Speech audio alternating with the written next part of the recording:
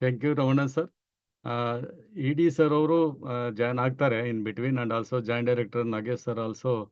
ಇವತ್ತು from today we are starting expert classes for board examination.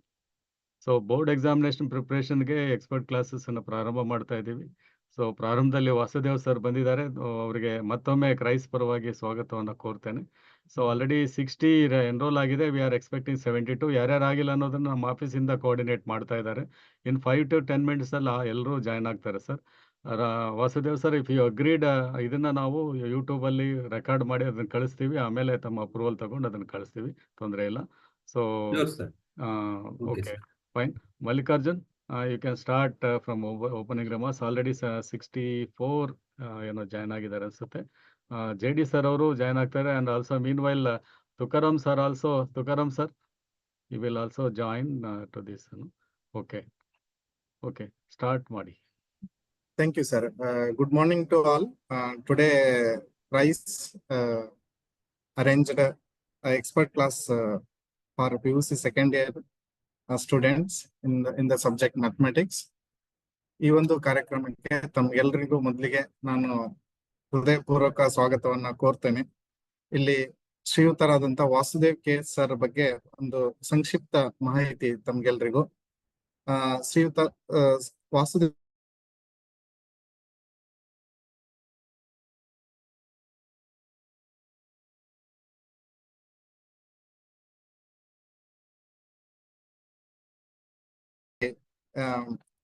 ಪ್ರೌಢ ಶಿಕ್ಷಣವನ್ನು ಸಾಗರದಲ್ಲಿ ಮುಗಿಸಿ ಅವರು ಕುವೆಂಪು ಯೂನಿವರ್ಸಿಟಿಯಲ್ಲಿ MSc ಪದವಿಯನ್ನ 3rd ರ್ಯಾಂಕ್ ನೊಂದಿಗೆ ತೇರ್ಗಡೆಯಾಗಿ government PU college Byndoor, Udupi district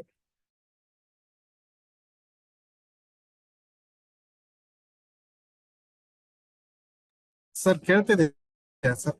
hello sir, ಕೇಳ್ತಿದ್ಯಾ? ಹೇಳ್ತಾ ಇದೆ ಸರ್, ಕಟ್ ಕಟ್ ಆಗ್ತಾ ಇದೆ ಮಧ್ಯೆ. ಹೌದಾ ಸರ್, 1 minute.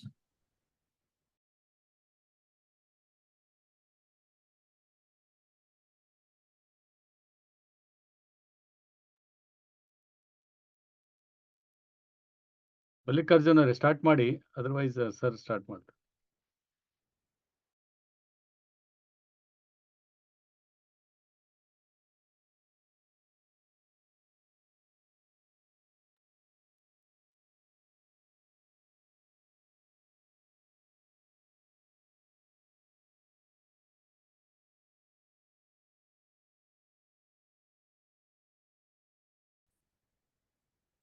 ಹಲೋ ಸರ್, ನಾವು audible sir? Yes sir, audible.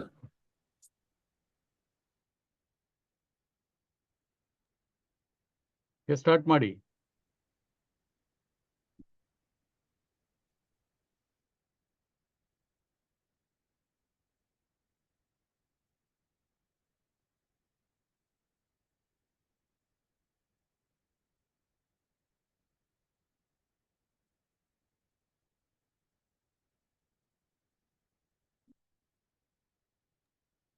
ಎಲ್ಲ ವಿದ್ಯಾರ್ಥಿಗಳಿಗೆ ನಿಮಗೆ time table ಗೊತ್ತಿದೆಯಲ್ಲ?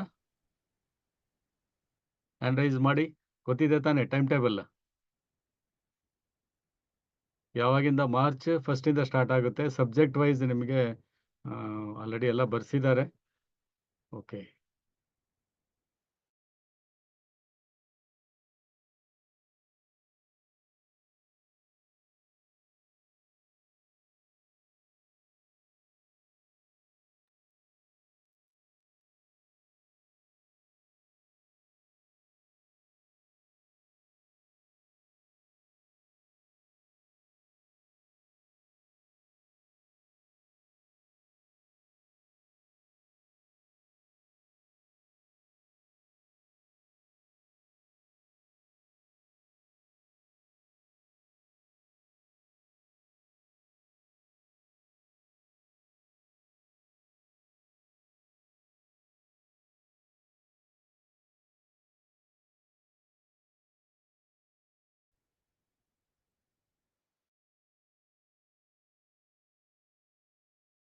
Sir, I am audible? Yes sir.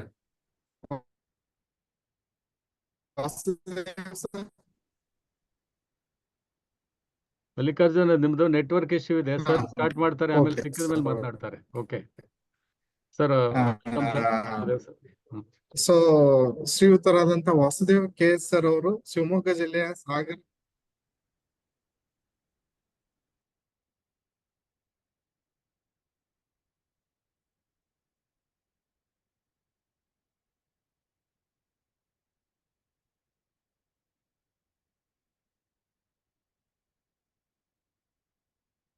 Mallikarjun sir, ನಿಮ್ದು ವಾಯ್ಸ್ ತುಂಬಾ ಡಿಸ್ಟರ್ಬೆನ್ಸ್ ಇದೆ ಸರ್. ನಮಗೆ ಒಂದ್ ವರ್ಡ್ ಕೇಳಿಸಿದ್ರೆ ಇನ್ನೊಂದ್ ವರ್ಡ್ ಕೇಳಿಸಲ್ಲ.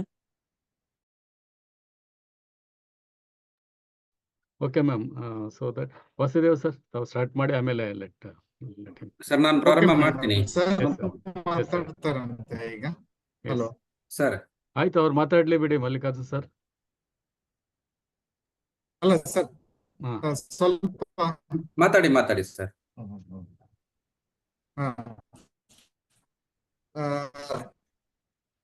Okay sir, okay.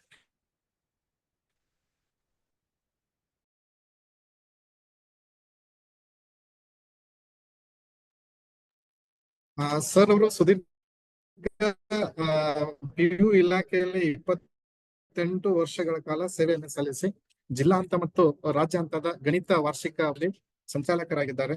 ಹಾಗೆ ಸದ್ಯ ಸರ್ ಅವರು 2024-25ನೇ ಸಾಲಿಗೆ ಮತ್ತು ನೀಲನಕ್ಷೆಗೆ ಸಂಬಂಧಪಟ್ಟಂತೆ ಹಾಗೂ ಈ ವರ್ಷದ ಗಣಿತ ವಿಷಯಕ್ಕೆ ರಾಜ್ಯದ ಗಣಿತ ವಿಷಯದಲ್ಲಿ ಈ ಕ್ವಶನ್ ಬ್ಯಾಂಕ್ ತಯಾರಿ ಸಂಚಾಲಕರಾಗಿ ಸೇವೆಯನ್ನ ಸಲ್ಲಿಸ್ತಾ ಇದ್ದಾರೆ. ಸರ್ ಅವರು ಈ ಒಂದು ಕಾರ್ಯಕ್ರಮಕ್ಕೆ ನಮ್ಮ ಜೊತೆ ಇರುವುದು ನಮ್ಮ ಒಂದು ಸೌಭಾಗ್ಯ ಅಂತ ಹೇಳ್ತಾ, ಸರ್ ಅವರ ಕ್ಲಾಸ್ ಅನ್ನ ನಮ್ಮ ಕ್ರೈಸ್ಟ್ ವಸತಿ ಕಾಲೇಜಿನ ಎಲ್ಲ ವಿದ್ಯಾರ್ಥಿಗಳು ಹಾಗೂ ಉಪನ್ಯಾಸಕರು ಇದರ ಪ್ರಯೋಜನವನ್ನ ಪಡ್ಕೋಬೇಕು. ಹಾಗೆಯೇ ಈ ಕಾರ್ಯಕ್ರಮವನ್ನ ಆಯೋಜಿಸುವಲ್ಲಿ ಮೊನ್ನೆ ನಾಗೇಶ್ ಸರ್ ಅವರು ಜಂಟಿ ನಿರ್ದೇಶಕರು ಹಾಗೂ ಬೆಳಸಟ್ಟಿ ಸರ್ ಅವರ ಒಂದು ಮಾರ್ಗದರ್ಶನ, ಅವರ ಒಂದು ಮಾರ್ಗದರ್ಶನದಲ್ಲಿ ಈ ಕಾರ್ಯಕ್ರಮ ನಡೀತಾ ಇದೆ. ಅವರಿಗೂ ಕೂಡ ಈ ಮೂಲಕ ಎಲ್ಲಾ ಉಪನ್ಯಾಸಕರು ವಿದ್ಯಾರ್ಥಿಗಳ ಪರವಾಗಿ ಧನ್ಯವಾದಗಳನ್ನ ಸ್ಟಾರ್ಟ್ ಮಾಡಿ. Thank you sir. Okay sir. Vasudev sir, over to you sir. Yes sir, thank you sir, thank you. Karnataka ರಾಜ್ಯ ವಸತಿ ಸರ್ ಸ್ಟಾರ್ಟ್ ಮಾಡಿ sir. Vasudev sir. Sir audible ಕೇಳಿಸ್ತಾ ಇದೆಯಲ್ಲ ಸರ್? ಕೇಳಿಸ್ತಾ ಇದೆಯಲ್ಲ ಸರ್? ಎಸ್ ಸರ್, ಕೇಳಿಸ್ತಾ ಇದೆ sir. Start. Yes sir, okay. ಕೇಳಿಸ್ತಾ ಇದೆ. ಕೊಟ್ಟಿದ್ದೀನಿ ಸರ್. Okay sir. ಕರ್ನಾಟಕ ರಾಜ್ಯ ವಸತಿ ಶಿಕ್ಷಣಗಳ ಸಂಘ ಮತ್ತು ಸಂಸ್ಥೆ ಎಲ್ಲ ಪ್ರಾಂಶುಪಾಲರಿಗೆ ನಮಸ್ಕಾರಗಳು ಹಾಗೂ ಮಕ್ಕಳಿಗೆ ನನ್ನ ನಮಸ್ಕಾರಗಳು. ಹಾಗೆ ಈ ದಿವಸದ ಏನು ನಾವು ದ್ವಿತೀಯ PUC ಒಂದು ಮಾಡೆಲ್ ಪೇಪರ್ಗಳ ಬಗ್ಗೆ, ಡಿಸ್ಕಷನ್ ಬಗ್ಗೆ ಮತ್ತು ಮಾರ್ಗದರ್ಶನದ ಬಗ್ಗೆ ಆಯೋಜನೆಯನ್ನು ಮಾಡಿರ್ತಕ್ಕಂಥ ಕ್ರೈಸ್ಟ್ ಶಿಕ್ಷಣ ಸಂಸ್ಥೆಯ ಬಹಳ ಮುಖ್ಯ ಕಾರಣಕರ್ತರಾದ ಬೆಳ್ಳಶೆಟ್ಟಿ ಸರ್ ಹಾಗೂ ರಮಣನ್ ಸರ್ ಮತ್ತು ಕಾರ್ಯನಿರ್ವಾಹಕ ನಿರ್ದೇಶಕರು ಮತ್ತು ಇನ್ನು ಉಳಿದ ಎಲ್ಲ ಏನು ಕ್ರೈಸ್ಟ್ನ ಎಲ್ಲ ಪದಾಧಿಕಾರಿಗಳು, ಅಧ್ಯಕ್ಷರು ಮತ್ತು ಕಾರ್ಯದರ್ಶಿಗಳು, ಇವರೆಲ್ಲರಿಗೂ ಕೂಡ ನಾನು ನಮಸ್ಕಾರಗಳನ್ನು ಹೇಳ್ತಾ, ನಾನು ಇವತ್ತು ಮಕ್ಕಳಿಗೆ ಒಟ್ಟು ಇಡೀ ಮಾದರಿ ಪ್ರಶ್ನೆ ಪತ್ರಿಕೆಯ ಓವರಾಲ್ ಒಂದು ಸಂಪೂರ್ಣ ಚಿತ್ರಣವನ್ನು ಕೊಡಲಿಕ್ಕೆ ನಾನು ಇಷ್ಟಪಡ್ತೇನೆ.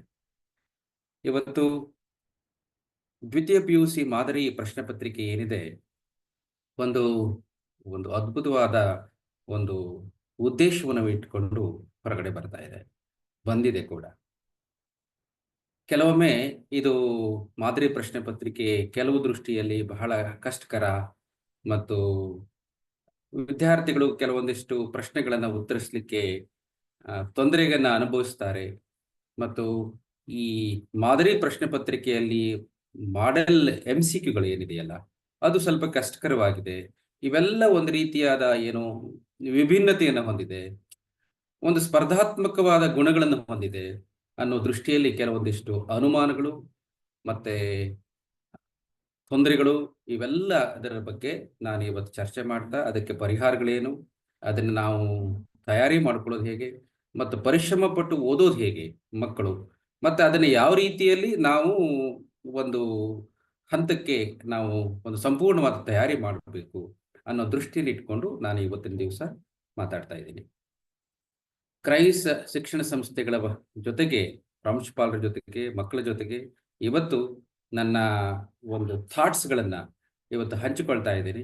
ಅದಕ್ಕೆ ನಾನು ಎಲ್ರಿಗೂ ಧನ್ಯವಾದಗಳನ್ನು ಹೇಳ್ತಾ ನಾನು ಇವತ್ತಿನ ಪಾಠವನ್ನು ಮತ್ತು ಕ್ಲಾಸಸ್ಗಳನ್ನು ನಾನು ಪ್ರಾರಂಭ ಮಾಡ್ತಾ ಇದ್ದೀನಿ. ಈಗ ನಾನು ಒಂದು ಇಡೀ ಮಾದರಿ ಪ್ರಶ್ನೆ ಪತ್ರಿಕೆಯಲ್ಲಿ ಒಂದಿಷ್ಟು ಏನು ನನ್ನ ಒಂದು ಮಾಹಿತಿಗಳನ್ನು ಶೇರ್ ಮಾಡ್ಕೊಳ್ತಾ ಇವತ್ತು ಹಂಚಿಕೊಳ್ತಾ ಇದ್ದೀನಿ. ಇವತ್ತು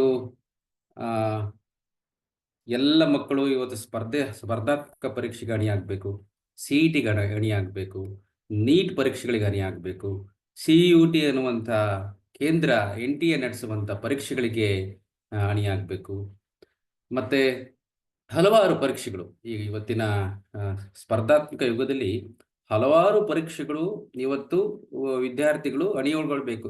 ಅಂದರೆ ದ್ವಿತೀಯ PUC ನಂತರ ಈ ಎಲ್ಲ ದೃಷ್ಟಿಯಿಂದ ಇವತ್ತು ಮಾದರಿ ಪ್ರಶ್ನೆ ಪತ್ರಿಕೆ ಏನಿದೆ ಅಲ್ಲಿ ಬರ್ತಕ್ಕಂಥ ಕೆಲವು ಪ್ರಶ್ನೆಗಳ ಸ್ವರೂಪಗಳನ್ನು ಉದ್ದೇಶಗಳನ್ನು ಇಟ್ಕೊಂಡು ತಯಾರಾಗಿದೆ. ಅದಕ್ಕೆ ನಾವೊಂದಿಷ್ಟು ಅಣಿಯಾಗಬೇಕು ಮತ್ತು ಗಣಿತ ಉಪನ್ಯಾಸಕರು ಅದನ್ನು ಮಕ್ಕಳನ್ನು ಅಣಿಗೊಳಿಸಬೇಕು, ಅಂದರೆ ತಯಾರು ಮಾಡಬೇಕು ಅಂತ. ಇದು ಬಹಳ ಮುಖ್ಯವಾದ ಒಂದು ಕಾರ್ಯ. ನನ್ನ ದೃಷ್ಟಿಯಲ್ಲಿ ಈಗ ಏನಿದೆ ಈ ಮಾದರಿ ಪ್ರಶ್ನೆ ಪತ್ರಿಕೆ, ಅದರ ಒಂದು ಸ್ವರೂಪವನ್ನು ನಾನು ಹೇಳ್ತಾ ಇವತ್ತು ಪ್ರಾರಂಭ ಮಾಡ್ತಾ ಇದ್ದೀನಿ. ಈಗ ಈ ಮಾದರಿ ಪ್ರಶ್ನೆ ಪತ್ರಿಕೆಯ ಒಟ್ಟು ಏನಿದೆ ಇದು 80 ಅಂಕಗಳಿಗೆ ಏನಿದೆ ಅದು ಗೊತ್ತಿದೆ. ಈಗ 15 ನಿಮಿಷಗಳ ಕಾಲ ಉತ್ತರಿಸಲಿಕ್ಕೆ ಆಯ್ಕೆ ಇತ್ತು. ಈಗ ಅದು 3 ಗಂಟೆಗಳಾಗಿದೆ. ಅಂದರೆ 2 ಗಂಟೆ 45 ನಿಮಿಷ ಉತ್ತರಿಸಲಿಕ್ಕೆ ಮತ್ತು 15 ನಿಮಿಷಗಳ ಕಾಲ ನಾವು ಪ್ರಶ್ನೆ ಪತ್ರಿಕೆಯನ್ನು ಓದಲಿಕ್ಕೆ ಮಕ್ಕಳಿಗೆ ಸಿಗ್ತದೆ. ನಾನು ಈಗ ನೇರವಾಗಿ ವಿದ್ಯಾರ್ಥಿಗಳ ಜೊತೆಗೆ ಮಾತಾಡ್ತಾ ಇರೋದ್ರಿಂದ ಆ ವಿದ್ಯಾರ್ಥಿಗಳನ್ನು ಉದ್ದೇಶವನ್ನು ಇಟ್ಕೊಂಡೇನೆ ಇವತ್ತು ನಾನು ಪ್ರಾರಂಭ ಮಾಡ್ತೇನೆ. ಈ ದ್ವಿತೀಯ PUC ಪರೀಕ್ಷೆಯನ್ನ ನಾವೀಗ ಅಣಿಯಾಗ್ತಾ ಇದ್ದೀವಿ, ತಯಾರಾಗ್ತಾ ಈಗ ಇನ್ನೇನು ಪರೀಕ್ಷೆಗಳಲ್ಲಿ ಕುತ್ಕೊಂಡಿದ್ದೀವಿ. ಮಕ್ಕಳಿಗೆ ನಾನು ಹೇಳ್ತಿರೋದು ಮೊದಲ 15 ನಿಮಿಷವನ್ನ ಹೇಗೆ ನಾವು ಅಣಿಯಾಗಬೇಕು, ಸಿದ್ಧತೆಗೊಳ್ಬೇಕು ಅನ್ನೋದಕ್ಕೆ ಮಕ್ಕಳಿಗೆ ನಾನೀಗ ಹೇಳ್ತಾ ಇದ್ದೀನಿ. ಮೊದಲು ನಾವು ಪ್ರಶ್ನೆ ಪತ್ರಿಕೆಯನ್ನ ತೆಗೆದುಕೊಂಡ ತಕ್ಷಣ ಬಹಳ ಮುಖ್ಯವಾಗಿ ಈ ನನ್ನ ದೃಷ್ಟಿಯಲ್ಲಿ, ನನ್ನ ವೈಯಕ್ತಿಕ ಅಭಿಪ್ರಾಯ ಇದು, ಮಲ್ಟಿಪಲ್ ಚಾಯ್ಸ್ ಕ್ವಶನ್ ನೋಡ್ಕೊಳ್ದೇನೆ ಅಥವಾ ನೋಡ್ದೇನೆ ಒಂದಿಷ್ಟು ಏನು 2 ಮಾರ್ಕ್ಸ್ 3 ಮಾರ್ಕ್ಸ್ 5 ಮಾರ್ಕ್ಸ್ ಕ್ವಶನ್, ಅದರಲ್ಲೂ 5 ಮಾರ್ಕ್ಸ್ 5 ಅಂಕದ ಪ್ರಶ್ನೆಗಳನ್ನ ಮುಖ್ಯವಾಗಿ ನೋಡಬೇಕು. ಯಾಕೆಂದ್ರೆ 5 ಅಂಕದ ಪ್ರಶ್ನೆಗಳು ಸ್ವಲ್ಪ ಲಾಂಗ್ ಆನ್ಸರ್ ಕ್ವಶನ್ಸ್ಗಳು. ಇವು ನಾವು ಯಾವ ಕ್ವಶನ್ಗಳನ್ನ ಆನ್ಸರ್ ಮಾಡಬಲ್ಲೆವು ಅನ್ನೋದನ್ನ ಒಂದು ಪೂರ್ವ ತಯಾರಿಯನ್ನು ಮಾಡಬೇಕು. ಈ 15 ನಿಮಿಷ ಬಹಳ ಉತ್ತಮವಾದ ಸಮಯ. ಆ ಪೂರ್ವ ತಯಾರಿ ಮಾಡೋದಿದೆಯಲ್ಲ ಅದು ಬಹಳ ಮುಖ್ಯವಾಗಿರುತ್ತೆ. ಇಲ್ಲಿ ಆ 15 ನಿಮಿಷದಲ್ಲಿ ಅಂದ್ರೆ ಸುಮಾರು ಈಗ 5 ನಿಮಿಷ ನಮಗೆ ಒಂದಿಷ್ಟು ಸಹಿ ಮಾಡುವಂತ ಕಾರ್ಯಗಳು, ಮತ್ತೆ ನಾವು ಒಂದಿಷ್ಟು ಏನು ಪೂರ್ವ ಸಿದ್ಧತೆಗಳು ನಡೀತದೆ. ಇನ್ನು 10 ರಿಂದ 12 ನಿಮಿಷಗಳು ಕಾಲ ನಾವು ಪ್ರಶ್ನೆ ಪತ್ರಿಕೆ ನಮ್ಮ ಕಣ್ಣು ಮುಂದೆ ಇರುತ್ತೆ ಮಕ್ಕಳಲ್ಲಿ. ಅಂದ್ರೆ ನಾವು ಪರೀಕ್ಷೆಯಲ್ಲಿ ಕುತ್ಕೊಂಡಾಗ ಆ 10-12 ನಿಮಿಷಗಳ ಕಾಲ ನಾವು 5 ಅಂಕದ ಪ್ರಶ್ನೆಗಳನ್ನ ಯಾವುದನ್ನು ಉತ್ತರಿಸಬೇಕು ಅನ್ನೋದನ್ನ ಮೊಟ್ಟ ಮೊದಲಿಗೆ ನಾವು ಸಿದ್ಧತೆಗೊಳ್ಬೇಕು. ಆಮೇಲೆ 3 ಅಂಕದ ಪ್ರಶ್ನೆಗಳನ್ನ, ಅದಾದ ನಂತರ 2 ಅಂಕದ ಪ್ರಶ್ನೆಗಳನ್ನ, ಇವೆಷ್ಟುಗಳನ್ನ ಒಂದಿಷ್ಟು ನಾವು ಸಿದ್ಧತೆಗಳನ್ನ ಮಾಡಿಕೊಂಡು ಯಾವುದನ್ನು ಉತ್ತರಿಸಬಹುದು ಅನ್ನೋದನ್ನ ನಮ್ಮ ಮನಸ್ಸಿನಲ್ಲೇ ತಯಾರು ಮಾಡಿಕೊಂಡು, ಒಂದು ಸ್ಪಷ್ಟವಾಗಿ ಹೇಳ್ತಾ ಇದ್ದೀನಿ, ಯಾವುದನ್ನು ಉತ್ತರಿಸಬೇಕು ಅಥವಾ ಯಾವುದನ್ನೇ ಆಗ್ಲೂ ಕೂಡ ಇದನ್ನ ಪ್ರಶ್ನೆ ಪತ್ರಿಕೆಯಲ್ಲಿ ನಾವು ಬರೆಯೋ ಹಾಗಿಲ್ಲ, ಯಾವುದೇ ರೀತಿಯಲ್ಲೂ ಬರೆಯೋ ಹಾಗಿಲ್ಲ. ಈಗ ವೆಬ್ ಕಾಸ್ಟಿಂಗ್ ಕೂಡ ಆಗ್ತಾ ಇರುತ್ತೆ. ಹಾಗಾಗಿ ಅದನ್ನ ನಾನು ಹೇಳ್ತಾ ಇದ್ದೀನಿ, ಇದನ್ನೆಲ್ಲ ಮನಸ್ಸಿನಲ್ಲಿ ನಾವು ಯಾವುದನ್ನ ಬರೀಬೇಕು ಅನ್ನುವಂಥದ್ದನ್ನ ನಾವು ಪೂರ್ಣ ತಯಾರಿ ಮಾಡಿಕೊಂಡು ಈ 10-12 ನಿಮಿಷಗಳಲ್ಲಿ ನಾವು ಸಿದ್ಧತೆಗೊಳ್ಬೇಕು. ನಾನು ಮಲ್ಟಿಪಲ್ ಚಾಯ್ಸ್ ಕ್ವಶನ್ಗಳನ್ನ ನಿಮ್ಮ ಅದು ವೈಯಕ್ತಿಕವಾದದ್ದು, ಅದನ್ನ ನೋಡಬೇಡಿ ಅಂತ ಯಾಕೆ ಹೇಳ್ತಿದ್ದೀನಿ ಅಂತಂದ್ರೆ, ಕೆಲವೊಮ್ಮೆ ನಮ್ಮದು ಮನಸ್ಸು ಹೇಗಿರುತ್ತೆ ಅಂತಂದ್ರೆ, ಒಂದೇ ಸಾರಿ ಏನಾದರೂ ಯಾವುದಾದ್ರೂ ಕಷ್ಟಕರ ಅಂತ ಅನಿಸ್ಬಿಟ್ರೆ, ಅಯ್ಯೋ ಇದು ನಂಗೆ ಬರ್ತಾ ಇಲ್ವಲ್ಲ, ಅಂದ್ರೆ ನನಗೆ ಯಾಕೋ ಈ ಪ್ರಶ್ನೆ ನನಗೆ ಗೊತ್ತಾಗ್ತಿಲ್ವಲ್ಲ ಅನ್ನುವಂಥದ್ದು ಪ್ಯಾನಿಕ್ ಆಗೋದು ಬೇಡ. ಮಕ್ಕಳಲ್ಲಿ ಯಾವುದೇ ರೀತಿಯಾದ ಒಂದು ಅಸಹಜ ಸ್ವಭಾವಗಳು ಬರೋದು ಬೇಡ ಅನ್ನೋ ದೃಷ್ಟಿಯಿಂದ ನಾನು ಮೊದಲನೇ ಬಾರಿಗೆನೆ 10-12 ನಿಮಿಷದಲ್ಲಿ ಮೊದಲನೇ ಬಾರಿಗೆನೆ ಈ MCQ ನೋಡದೇನೆ 5 ಅಂಕದ ಪ್ರಶ್ನೆ, 2 ಅಂಕದ ಪ್ರಶ್ನೆ ಮತ್ತು 3 ಅಂಕದ ಪ್ರಶ್ನೆಗಳನ್ನ ಮತ್ತು 6 ಅಂಕದ ಪ್ರಶ್ನೆಗಳನ್ನ ಯಾವುದನ್ನು ಉತ್ತರಿಸಬೇಕು ಅಂತ ಒಂದಿಷ್ಟು ಮನಸ್ಸಿನ ತಯಾರಿಗಳನ್ನ ಮಾಡ್ಕೋಬೇಕು. ಸೊ ಈ ತಯಾರಿಗಳನ್ನ ಮಾಡ್ಕೊಂಡ್ಮೇಲೆ ಸೊ ನಮಗೆ ಹೇಗಿರುತ್ತೆ ಅಂತಂದ್ರೆ, ಇದು 15 ನಿಮಿಷಗಳ ಕಾಲ ಕ್ವಶನ್ ಪೇಪರ್ ಅನ್ನೋದು ಒಂದು ಎಲ್ಲ ವರ್ಗದ ವಿದ್ಯಾರ್ಥಿಗಳಿಗೆ ಇದು ಸೂಕ್ತವಾಗಿ ಇರುವಂತ ರೀತಿಯಲ್ಲಿ ತಯಾರಾಗತ್ತೆ. ಅದು ಮುಖ್ಯ ಇಲ್ಲಿ. ಜೊತೆಗೆ ಕ್ವಶನ್ ಪೇಪರ್ ಹೇಗೆ ಅಂತಂದ್ರೆ, ಎಲ್ಲ ಡೈಮೆನ್ಷನ್ಸ್ಗಳಲ್ಲೂ ಕೂಡ ಉದ್ದೇಶವನ್ನು ಇಟ್ಕೊಂಡು ತಯಾರಾಗಿರುತ್ತೆ. ಯಾಕೆಂದ್ರೆ ಎಲ್ಲಾ ವರ್ಗದ ವಿದ್ಯಾರ್ಥಿಗಳು ಓದಬೇಕು, ಅವರೇಜ್ ಸ್ಟೂಡೆಂಟ್ಸ್ ಓದಬೇಕು, ಬ್ರಿಲಿಯಂಟ್ ಸ್ಟೂಡೆಂಟ್ಸ್ಗಳು ಕೂಡ ಅದರ ಸಿದ್ಧತೆಗೊಳ್ಬೇಕು. ಮತ್ತೆ ಕೆಲವು ಕ್ವಶನ್ಗಳು ಅಂದ್ರೆ ಅದರಲ್ಲೂ ಕೂಡ ಸ್ವಲ್ಪ ಮಲ್ಟಿಪಲ್ ಚಾಯ್ಸ್ ಕ್ವಶನ್ಸ್ಗಳು ಏನಿದೆ, ಅದು ಒಂದಿಷ್ಟು 3 ಅಥವಾ 4 ಕ್ವಶನ್ಗಳು ಸ್ವಲ್ಪ ಭಿನ್ನವಾಗಿ ಇರ್ಬೋದು. ನಾವು ಸ್ವಲ್ಪ ಅದರೊಂದಿಷ್ಟು ಪಕ್ಕಕ್ಕಿಟ್ಕೊಂಡು ಉಳಿದ ಪ್ರಶ್ನೆಗಳನ್ನ ಉತ್ತರಿಸ್ಕೊಂಡು ಆ ಭಿನ್ನವಾಗಿರುವಂತ ಪ್ರಶ್ನೆಗಳನ್ನ ಒಂದಿಷ್ಟು ಸಿದ್ಧತೆಗೊಳ್ಬೇಕಾದ್ರೆ, ಅಂದ್ರೆ ನಾನು ಏನ್ ಹೇಳ್ತಾ ಇದ್ದೀನಿ ಅಂತಂದ್ರೆ, ಆ ಭಿನ್ನವಾಗಿರೋ ಪ್ರಶ್ನೆಗಳನ್ನ ಪಕ್ಕಕ್ಕಿಟ್ಕೊಂಡು ಉಳಿದ ಪ್ರಶ್ನೆಗಳನ್ನ ಉತ್ತರಿಸುವಂತ ಹಂತಕ್ಕೆ ನಾವು ಹೋಗ್ಬೇಕು. ಆ ರೀತಿಯಲ್ಲಿ ನಾವು ಉತ್ತರಿಸ್ತಾ ಹೋದ್ರೆ ನಮ್ದು ಯಾವುದೇ ರೀತಿಯಾದ ಹೆದರಿಕೆ ಅಥವಾ ಭಯ ಅನ್ನುವಂಥದ್ದು ಎಲ್ಲೂ ಕೂಡ ನಮ್ಮ ಮುಂದೆ ಬರೋದಿಲ್ಲ. ಸೊ ಈಗ ಪ್ರಶ್ನೆಗಳಲ್ಲಿ ನಾವು ಹೇಗೆ ಒಂದು ಡಿಸೈನ್ ಆಗಿರುತ್ತೆ ಅನ್ನುವಂಥದ್ದನ್ನ ಇಟ್ಕೊಂಡು ಈಗ ಮಾತಾಡ್ತಾ ಇದ್ದೀನಿ. ಇದರಲ್ಲಿ ಹೇಗಿರುತ್ತೆ ಅಂದ್ರೆ, ಈ ಪ್ರಶ್ನೆ ಪತ್ರಿಕೆಯದ್ದು ರಿಮೆಂಬರ್, ಅಂಡರ್ಸ್ಟ್ಯಾಂಡ್, ಅಪ್ಲೈ, ಅನಾಲಿಸಿಸ್ ಅಂದ್ರೆ ರಿಮೆಂಬರ್ 40% ವೈಟೇಜ್ ಇರುತ್ತೆ, ಅಂಡರ್ಸ್ಟ್ಯಾಂಡ್ 30% ವೈಟೇಜ್ ಇರುತ್ತೆ, ಅಪ್ಲೈ 20%, ಅನಾಲಿಸ್, ಕ್ರಿಯೇಟ್, ಎವ್ಯಾಲ್ಯೂಯೇಟ್ 10%. ಅಂದ್ರೆ ಇದು ಸ್ವಲ್ಪ ಅಪ್ಲೈ ಮತ್ತು ಅನಾಲಿಸ್ ಇದು ಸ್ವಲ್ಪ order part. So not difficult, but it is A order part. ಒಂದು 10% ಒಂದು ಡಿಫಿಕಲ್ಟಿ ಲೆವೆಲ್ ಕ್ವಶನ್ಸ್ಗಳನ್ನ ನಾವು ನಿರೀಕ್ಷೆ ಮಾಡ್ಬೋದು. ಇನ್ನು ಸುಮಾರು 70% ಏನಿದೆ ಅದು ಸಹಜವಾಗಿ ಎಲ್ಲರೂ ಉತ್ತರಿಸುವಂತ ಪ್ರಶ್ನೆಗಳೇ ಆಗಿರುತ್ತೆ. ಹಾಗಾಗಿ ಮ್ಯಾಥಮೆಟಿಕ್ಸ್ ಅಂದ ತಕ್ಷಣ ತುಂಬಾ ಕಷ್ಟ ಅನ್ನುವಂಥದ್ದನ್ನ ನಾವು ಮನಸ್ಸಿನ ತೆಗೆದುಹಾಕಿ, ನಮಗೆ ಇದರಲ್ಲಿ ಈಸಿ ಬರುತ್ತೆ, ಒಂದ್ 2-3 ಕ್ವಶನ್ಗಳು ಸ್ವಲ್ಪ ವಿಭಿನ್ನವಾಗಿ ಬರ್ಬೋದೇನೋ ಅನ್ನುವಂಥ ದೃಷ್ಟಿಯನ್ನು ಇಟ್ಕೊಂಡು ನಾವು ಸಿದ್ಧತೆಗಳನ್ನು ಕೊಳ್ತಾ ಧೈರ್ಯವಾಗಿ ಪ್ರಶ್ನೆ ಪತ್ರಿಕೆಯನ್ನ ನೋಡ್ತಾ ಎದುರಿಸಬೇಕು ಮತ್ತು ಬರೀಬೇಕು. ಇದು ನಮ್ಮ ಮುಖ್ಯವಾಗಿ ಇರುವಂತ ಇದು. ಈಗ ರಿಮೆಂಬರ್ ಅಂತಂದ್ರೆ ನಾವು ಉತ್ತರಿಸುವಂತದ್ದು ಪ್ರಶ್ನೆಗಳು ಹೇಗಿರುತ್ತೆ ಅಂತಂದ್ರೆ, ನಾಲೆಡ್ಜು ಅಂದ್ರೆ ಡೆಫಿನಿಷನ್ ಆಫ್ ಈಗ ಕೊಲಿನಿಯರ್ ವೆಕ್ಟರ್ ಮೇಲೆ ಅಥವಾ ಸಿಮೆಟ್ರಿಕ್ ಮ್ಯಾಟ್ರಿಕ್ಸ್ ಅಂಡ್ ಕಾನ್ಸೆಪ್ಟ್ ಮೇಲೆ ಒಂದು ಸಿಂಪಲ್ ಆಗಿರುವಂತ ಪ್ರಶ್ನೆಗಳನ್ನ ಕೇಳ್ಬೋದು. ಅದು ನಾಲೆಡ್ಜ್ ಬೇಸ್ಡ್ ಕ್ವಶನ್ ಆಗಿರುತ್ತೆ.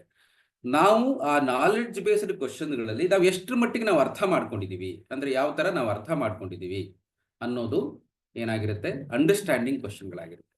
ಆ ಅಂಡರ್ಸ್ಟ್ಯಾಂಡಿಂಗ್ ಮತ್ತು ರಿಮೆಂಬರ್ ಕ್ವಶನ್ಸ್ಗಳನ್ನ ಯಾವ ರೀತಿಯಲ್ಲಿ ನಾವು ಅಪ್ಲೈ ಮಾಡಿ ಪ್ರಾಬ್ಲಮ್ಗಳನ್ನ ಸಾಲ್ವ್ ಮಾಡ್ತಾ ಇದ್ದೀವಿ ಅನ್ನೋದು ಅಪ್ಲಿಕೇಶನ್ ಲೆವೆಲ್ ಕ್ವಶನ್ಗಳಾಗುತ್ತೆ. ಫಾರ್ ಎಕ್ಸಾಂಪಲ್, ಈಗ ನೋಡಿ, ಅಪ್ಲಿಕೇಶನ್ ಆಫ್ ಇಂಟೆಗ್ರಲ್ ಸೆಲ್ಸ್ ಅನ್ನುವಂಥ ಪ್ರಶ್ನೆ ಪಾಠ ಇದೆಯಲ್ಲ, ಅದು application level question. Linear programming ಅನ್ನುವಂಥದ್ದು ಅಪ್ಲಿಕೇಶನ್ ಲೆವೆಲ್ ಕ್ವಶನ್ಸ್. ಅಥವಾ ಬೇಸ್ ಥಿಯರಮ್ ಅಂತ ಇರುವಂಥದ್ದು, ಪ್ರೊಬಾಬಿಲಿಟಿ ಕಾನ್ಸೆಪ್ಟ್ ಅನ್ನು ಯೂಸ್ ಮಾಡಿಕೊಂಡು ನಾವು ಬೇಸ್ ಥಿಯರಮ್ ಅನ್ನು ಬಳಸ್ಕೋತೀವಿ ಪ್ರೊಬಾಬಿಲಿಟಿನಲ್ಲಿ, ಅದು ಒಂದು ರೀತಿಯಾದ ಅಪ್ಲಿಕೇಶನ್ ಲೆವೆಲ್ ಕ್ವಶನ್. ಸೊ ಈ ತರದ ಅಪ್ಲಿಕೇಶನ್ ಲೆವೆಲ್ ಕ್ವಶನ್ಗಳು ಜಾಸ್ತಿ ಇರೋದಿಲ್ಲ, ಅದನ್ನ ನಾವು ಗಮನಿಸಬೇಕು. ಸೊ ಇವೆಲ್ಲದನ್ನ ರೂಪವನ್ನು ಇಟ್ಕೊಂಡು ಒಂದು ಪ್ರಶ್ನೆ ಪತ್ರಿಕೆ ತಯಾರಾಗುತ್ತೆ. ತಯಾರಾಗಿ ಬಂದ್ಮೇಲೆ ಲೆವೆಲ್ ಆಫ್ ಡಿಫಿಕಲ್ಟಿ ಹೇಗಿರುತ್ತೆ ಅಂತಂದ್ರೆ, ಈಸಿ 40%, ಅವರೇಜ್ 40%, ಡಿಫಿಕಲ್ಟ್ 20%. ನೀವು ಮುಖ್ಯವಾಗಿ ಮಕ್ಕಳು ಗಮನಿಸಬೇಕಿಲ್ಲಿ 20% ಅಷ್ಟೇ ಡಿಫಿಕಲ್ಟಿ, ಅದು ಬಹಳ ಡಿಫಿಕಲ್ಟ್ ಅಂತ ಅನಿಸಲ್ಲ. ಇಲ್ಲಿ 80% ಯು ಹ್ಯಾವ್ ಈಸಿ ಪ್ಯಾಟ್ರನ್, ಎಲ್ಲದೂ ಈಸಿ ಆಗೇ ಇರುತ್ತೆ. ಹಾಗಾಗಿ ನಾವು ಗಣಿತ ಅಂದ ತಕ್ಷಣ ಪ್ಯಾನಿಕ್ ಆಗೋದು ಬೇಡ.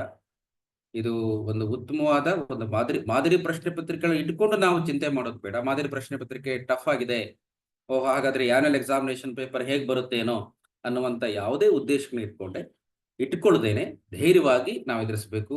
ನಮ್ಮ ಮುಂದೆ 80% ನಮಗೆ ಈಸಿ ಆಗಿರುವಂತ ಕ್ವಶನ್ಗಳು ನಮ್ಮ ಮುಂದಿರುತ್ತೆ.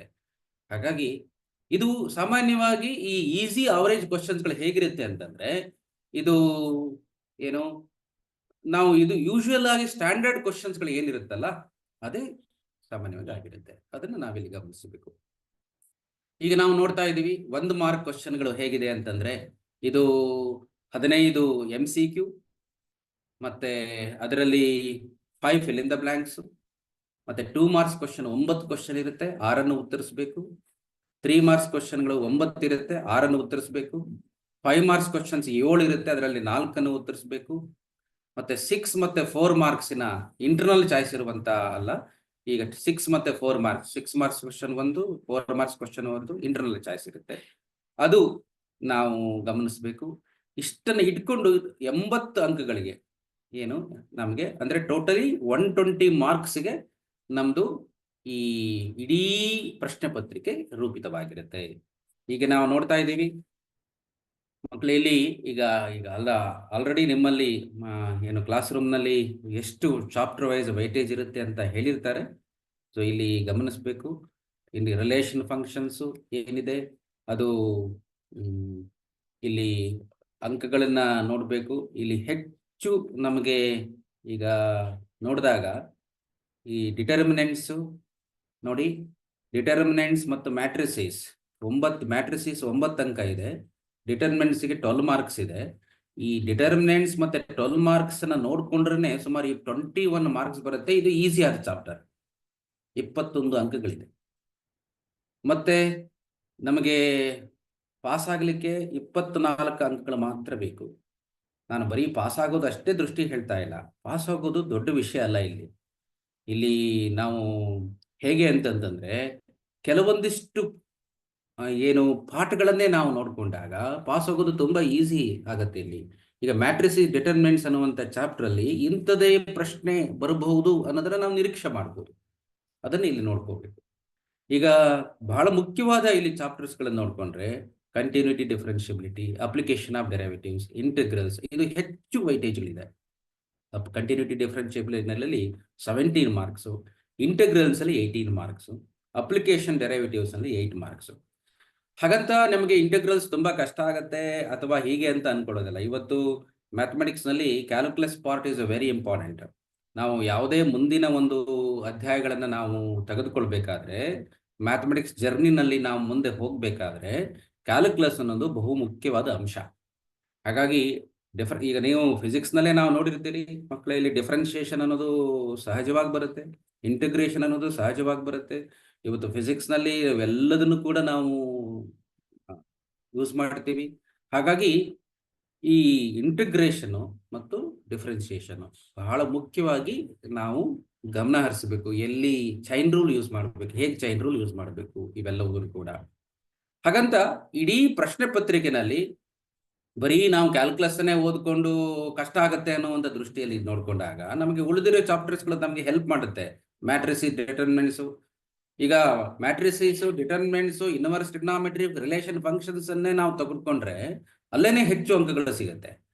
ಇದು ಒಂದು part. Relation functions, inverse trigonometry function ಒಂದು ಪಾರ್ಟು, ಅದರ ಫಂಕ್ಷನ್ ಮೇಲೆ ಕಾನ್ಸೆಪ್ಟ್ ಇರುತ್ತೆ. ಮ್ಯಾಟ್ರಿಸಿಸ್, ಡಿಟರ್ಮಿನೆಂಟ್ಸ್ ಒಂದು ಪಾರ್ಟು, ಅದು ಆಲ್ಜಿಬ್ರಾ ಪಾರ್ಟ್ ಆಗಿರುತ್ತೆ. Continuity, differentiability, application of derivatives, integrals, application of integrals, differential equation, ಇದಿಷ್ಟು ಕ್ಯಾಲ್ಕುಲಸ್ ಪಾರ್ಟ್, ಗಣಿತದಲ್ಲಿ ಒಂದು ಬಹಳ ಉತ್ತಮವಾದ ಒಂದು ಪಾರ್ಟ್. ಅದನ್ನು ಬಿಟ್ಟರೆ ವೆಕ್ಟರ್ಸ್ ಅಂಡ್ 3D ಜಾಮೆಟ್ರಿ, ಇದು ಇನ್ನೊಂದು ಪಾರ್ಟ್. ಅಂದ್ರೆ ಇದು ಯಾವುದೇ ಹಿನ್ನೆಲೆಗಳಿಂದಲೇ ಓದಬಹುದಾದಂತ ಒಂದು ಚಾಪ್ಟರ್ಸ್ಗಳಾಗಿದೆ. ಇನ್ನು linear programming is A different one, ಮತ್ತು ಪ್ರೊಬಾಬಿಲಿಟಿ ಇಸ್ ಅನದರ್ ಆಸ್ಪೆಕ್ಟ್. ಇಷ್ಟು ಇಟ್ಕೊಂಡು ನಾವು ಏನು ಈಗ ತಯಾರಿ ಮಾಡ್ಕೋಬೇಕಿದೆ. ಅಂದ್ರೆ ನಮಗೆ ಇದು ಕಷ್ಟ ಆಗತ್ತೆ, ಈ ಯೂನಿಟ್ ಕಷ್ಟ ಆಗತ್ತೆ ಅನ್ನುವಂಥ ದೃಷ್ಟಿಯನ್ನು ಇಟ್ಕೊಳ್ದೇನೆ ಒಂದಿಷ್ಟು ಸೆಲೆಕ್ಷನ್ ಮಾಡಿಕೊಂಡು ಕೂಡ ನಾವು ಏನು ಸಿದ್ಧತೆಗಳನ್ನ ಮಾಡ್ಕೊಂಡ್ರೆ ಪಾಸ್ ಆಗೋದು ಕಷ್ಟ ಅಲ್ಲ. ಈಗ ನಾವೀಗ ಏನ್ ಮಾಡ್ಬೇಕಾಗಿದೆ ಅಂತಂದ್ರೆ ಸ್ಕೋರ್ ಮಾಡ್ಬೇಕಾಗಿದೆ. ಅಂದ್ರೆ ಉತ್ತಮವಾದ ಅಂಕಗಳನ್ನು ಪಡಿಬೇಕಿದೆ. ಮ್ಯಾಥಮೆಟಿಕ್ಸ್ ಅಲ್ಲಿ ಉತ್ತಮವಾದ ಅಂಕವನ್ನು ಪಡೆದುಕೊಂಡ್ರೆ ಒಬ್ಬ ಸಾಮಾನ್ಯವಾದ ಮನುಷ್ಯ ಕೂಡ ಅದನ್ನ ಗಣಿತದಲ್ಲಿ ಉತ್ತಮವಾದ ಅಂಕ ಬಂದಿದೆ ಅನ್ನುವಂತ ಒಂದು ಏನು ಈ ಪರಿವರ್ತನೆಗಳೇನಿದೆಯಲ್ಲ, ಅಂದ್ರೆ ಒಬ್ಬ ವ್ಯಕ್ತಿಯ ಇನ್ನೊಬ್ಬ ವ್ಯಕ್ತಿಯ ಪರಿವರ್ತನೆ ಏನಿದೆಯಲ್ಲ, ನೀವು ಗಣಿತದಲ್ಲಿ ಉತ್ತಮ ಅಂಕ ಪಡೆದಿದೆಯಾ ಅಂತಂದ್ರೆ ಒಂದು ಸಹಜವಾದ ಉತ್ತಮವಾದ ಬೆಳವಣಿಗೆ ಇದೆ ಒಂದು ಮಗುವಿನಲ್ಲಿ ಅಂತ ತಿಳ್ಕೊಳ್ತಾರೆ. ಹಾಗಾಗಿ ನಾವು ಗಣಿತದಲ್ಲಿ ಒಂದು ಉತ್ತಮವಾದ ಅಂಕಗಳನ್ನ ಪಡೆದುಕೊಳ್ಳುವಂತ ಎಲ್ಲಾ ಉದ್ದೇಶಗಳನ್ನ ಇಟ್ಕೊಂಡು ತಯಾರು ಮಾಡಿಕೊಂಡು ಹೆಚ್ಚು ಅಂಕಗಳನ್ನು ಪಡೀಲಿಕ್ಕೆ, ಬರೀ ಪಾಸ್ ಆಗೋದು ಅಷ್ಟೇ ಅಲ್ಲ, ಹೆಚ್ಚು ಅಂಕಗಳಿಗೆ ಪಡ್ಕೊಳ್ಳಿಕ್ಕೆ ನಾವು ತಯಾರಾಗಬೇಕು. ಈಗ ನಾನು ಇಲ್ಲಿ ಹೇಳ್ತಿರೋದು ಈಗ ಪಾರ್ಟ್ ಡಿ. ಈಗ ನಾನು ಪ್ರಶ್ನೆ ಪತ್ರಿಕೆ ಈಗ ಬಂದಿದೆ, 10 ನಿಮಿಷ ನಾವು ಯಾವ ಪ್ರಶ್ನೆಗಳನ್ನ ನಾವು ನೋಡ್ಕೊಳ್ತೀವಿ ಅನ್ನುವಂಥದ್ದನ್ನ ಪಾರ್ಟ್ ಡಿ ನಲ್ಲಿ ಮತ್ತೆ ಇ ನಲ್ಲಿ ನೋಡ್ಕೊಂಡಾಗ ಫಸ್ಟ್ ನಾವೀಗ ಡಿಸೈಡ್ ಮಾಡಬೇಕು. ಈಗ 7 ಸ್ಪೆಸಿಫಿಕ್ ಟಾಪಿಕ್ ನಲ್ಲಿ ಪಾರ್ಟ್ ಡಿ ಕೇಳುತ್ತೆ, ಬೇರೆ ಯಾವುದೇ ಚಾಪ್ಟರ್ ನಲ್ಲಿ ಕೇಳಲ್ಲ. ಇಲ್ಲಿ ಪಾರ್ಟ್ ಡಿ ಅನ್ನುವಂಥದ್ದು ಸ್ಪೆಸಿಫಿಕ್ ಟಾಪಿಕ್ಸ್. ಆ ಸ್ಪೆಸಿಫಿಕ್ ಟಾಪಿಕ್ಸ್ ಗಳು ಏನಿದೆ ಅದನ್ನ ಇಲ್ಲಿ ಹೇಳ್ತಾ ಇದ್ದೇನೆ. ಮೊದಲನೇ, ಈಗ ನಾವು ಇಲ್ಲಿ 4 ಆನ್ಸರ್ ಮಾಡಬೇಕು. 7 ಕ್ವಶನ್ಗಳಿರುತ್ತೆ. 7 ಕ್ವಶನ್ಗಳಲ್ಲಿ ನಾವು ನೋಡ್ಕೋಬೇಕಾಗಿರೋದು ಈ ಕೆಲವೇ ಚಾಪ್ಟರ್ಸ್ಗಳ ಮೇಲೆ ಏನಿದೆ ಪಾರ್ಟ್ ಡಿ ಅನ್ನೋದು ಇಲ್ಲಿ ಉತ್ತರಿಸ್ಕೋಬೇಕಾಗತ್ತೆ. ಮೊದಲನೇ ಪ್ರಶ್ನೆ ರಿಲೇಷನ್ ಫಂಕ್ಷನ್ಸ್. ರಿಲೇಷನ್ ಫಂಕ್ಷನ್ಸ್ಗಳ ಮೇಲೆ ನೋಡಿ, ಇದು ಕ್ವಶನ್ ಈಗಾಗಲೇ ನೀವು ನೋಡಿರ್ತೀರಿ. ಪ್ರಾಬ್ಲಮ್ಸ್ ಆನ್ ಇನ್ವರ್ಟಿಬಲ್ ಫಂಕ್ಷನ್ ಅಥವಾ verify the function is invertible, find the inverse of F, verify F is 1 1 and on 2. So ಇದು ಏನು ಈ ರೀತಿಯಾದ, ಅಂದ್ರೆ ಈ ಕಾನ್ಸೆಪ್ಟ್ ಮೇಲೆ ಈ ಕಾನ್ಸೆಪ್ಟ್ಗಳನ್ನ ಇಟ್ಕೊಂಡು ಪ್ರಶ್ನೆಗಳನ್ನ ತೆಗೆಯಲಾಗುತ್ತೆ. ಅಂದ್ರೆ ಈಗ ನೋಡಿ, ಈಗ ಉದಾಹರಣೆಗೆ ನಿಮಗೆ ಈಗ ಟೆಕ್ಸ್ಟ್ ಬುಕ್ ನಲ್ಲಿ ನೀವು ನೋಡಿರ್ಬೋದು, F is a function from R to R defined by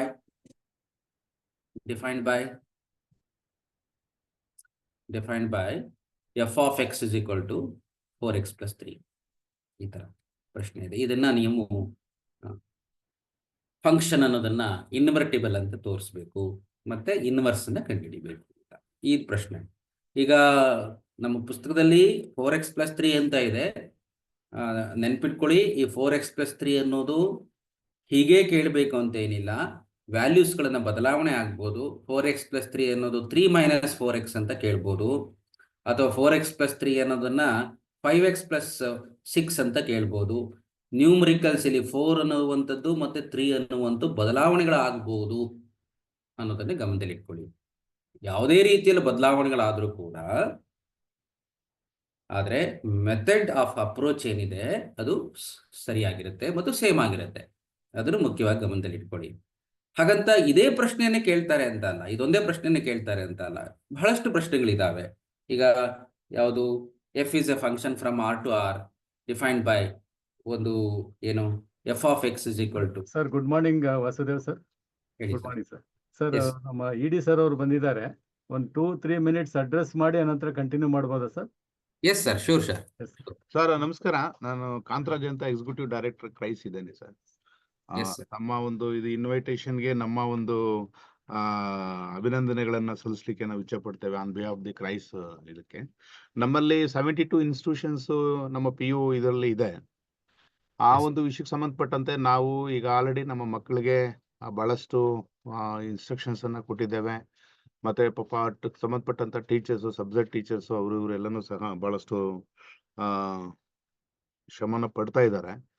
ನಮಗೆ ನಮ್ಮ ಒಂದು ಟಾರ್ಗೆಟ್ ಈ ಸಾರಿ ದಯವಿಟ್ಟು ಏನ್ ವಿಚಾರ ಅಂತ ಹೇಳಿದ್ರೆ, ಎಕ್ಸಾಮಿನೇಷನ್ಸ್ ಅಲ್ಲಿ ಒಂದು ಒಳ್ಳೆ ರಿಸಲ್ಟ್ ನ ಕೊಡ್ತಕ್ಕಂಥ ಜೊತೆನಲ್ಲಿ ಆನರಬಲ್ ರೆಸ್ಪೆಕ್ಟೆಡ್ CM ಸಾಹೇಬ್ರು ನಮಗೆ ಒಂದು ಟಾರ್ಗೆಟ್ ಕೊಟ್ಟಿದ್ದಾರೆ ಈ ಸಾರಿ. ಏನಂತ ಹೇಳಿದ್ರೆ, ನಮ್ಮ ಮಕ್ಕಳು ನಿಯರ್ಲಿ 100 ಸ್ಟೂಡೆಂಟ್ಸ್ ಮೆಡಿಕಲ್ಗೆ ಹೋಗ್ಬೇಕು ಅನ್ನೋದು ಒಂದು ವಿಚಾರ ಹೇಳಿದ್ದಾರೆ. ಮತ್ತೆ ನಿಯರ್ಲಿ 1,500 to 1,500 ಸ್ಟೂಡೆಂಟ್ಸ್ ಇಂಜಿನಿಯರಿಂಗ್ ಹೋಗ್ಬೇಕು ಅಂತ ಹೇಳಿದ್ದಾರೆ. ನನಗಿರ್ತಕ್ಕಂಥ ಮಾಹಿತಿ ಪ್ರಕಾರ total first PU and second PU ಒಂದು 5,432 students is there among 72 institutions ಅಲ್ಲಿ ಇದ್ದಾರೆ.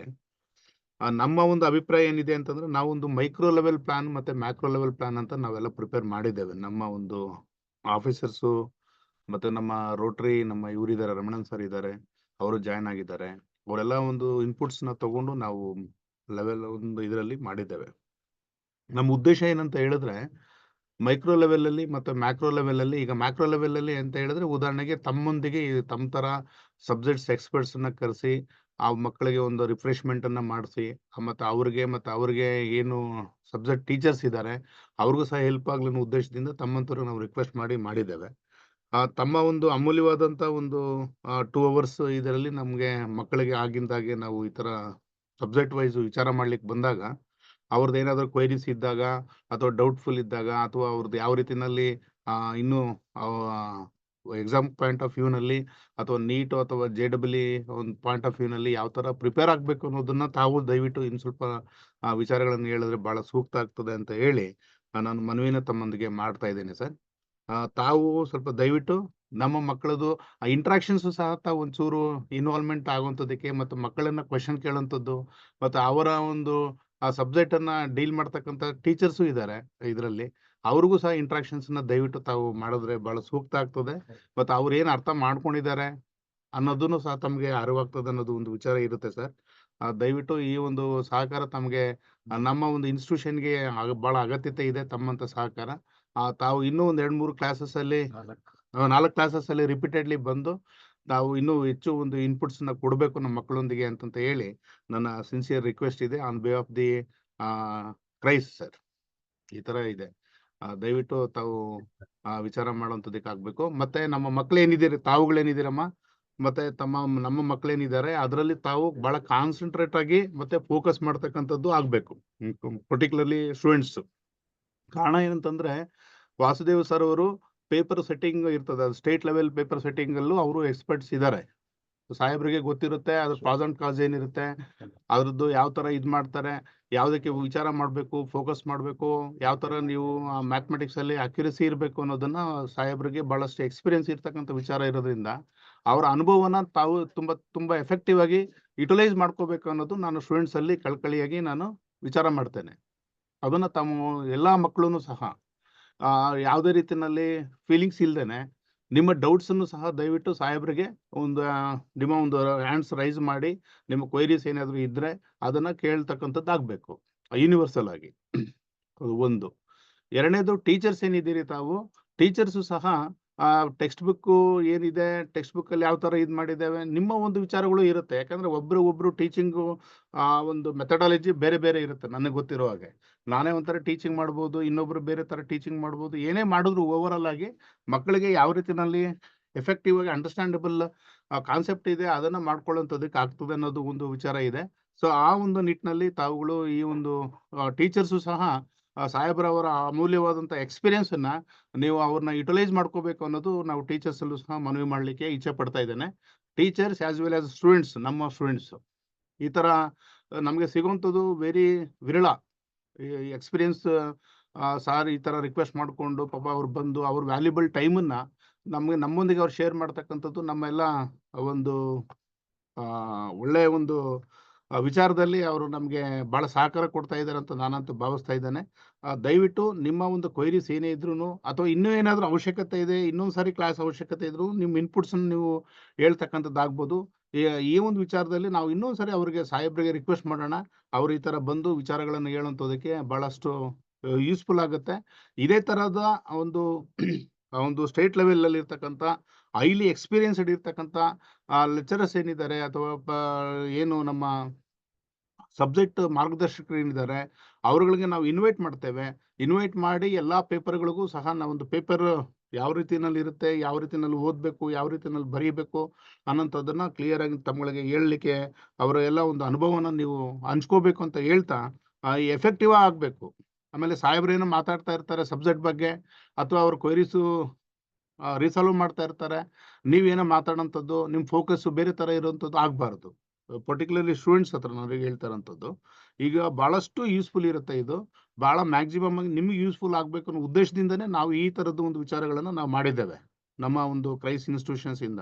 ಪರ್ಟಿಕ್ಯುಲರ್ಲಿ ನಮ್ಮ ಎಜುಕೇಷನ್ ವಿಂಗ್ ಏನಿದ್ದಾರೆ, ಸೀನಿಯರ್ ಆಫೀಸರ್ಸ್ ಇದ್ದಾರೆ, ಅವ್ರಿಗೆಲ್ಲನೂ ಸಹ ಈ ಒಂದು ಎಕ್ಸ್ಪೀರಿಯನ್ಸನ್ನು ನಿಮಗೆ ಅನುಕೂಲ ಆಗಬೇಕು ಅನ್ನೋ ಉದ್ದೇಶ ಅಷ್ಟೇ, ಆಯ್ತಲ್ವಾ?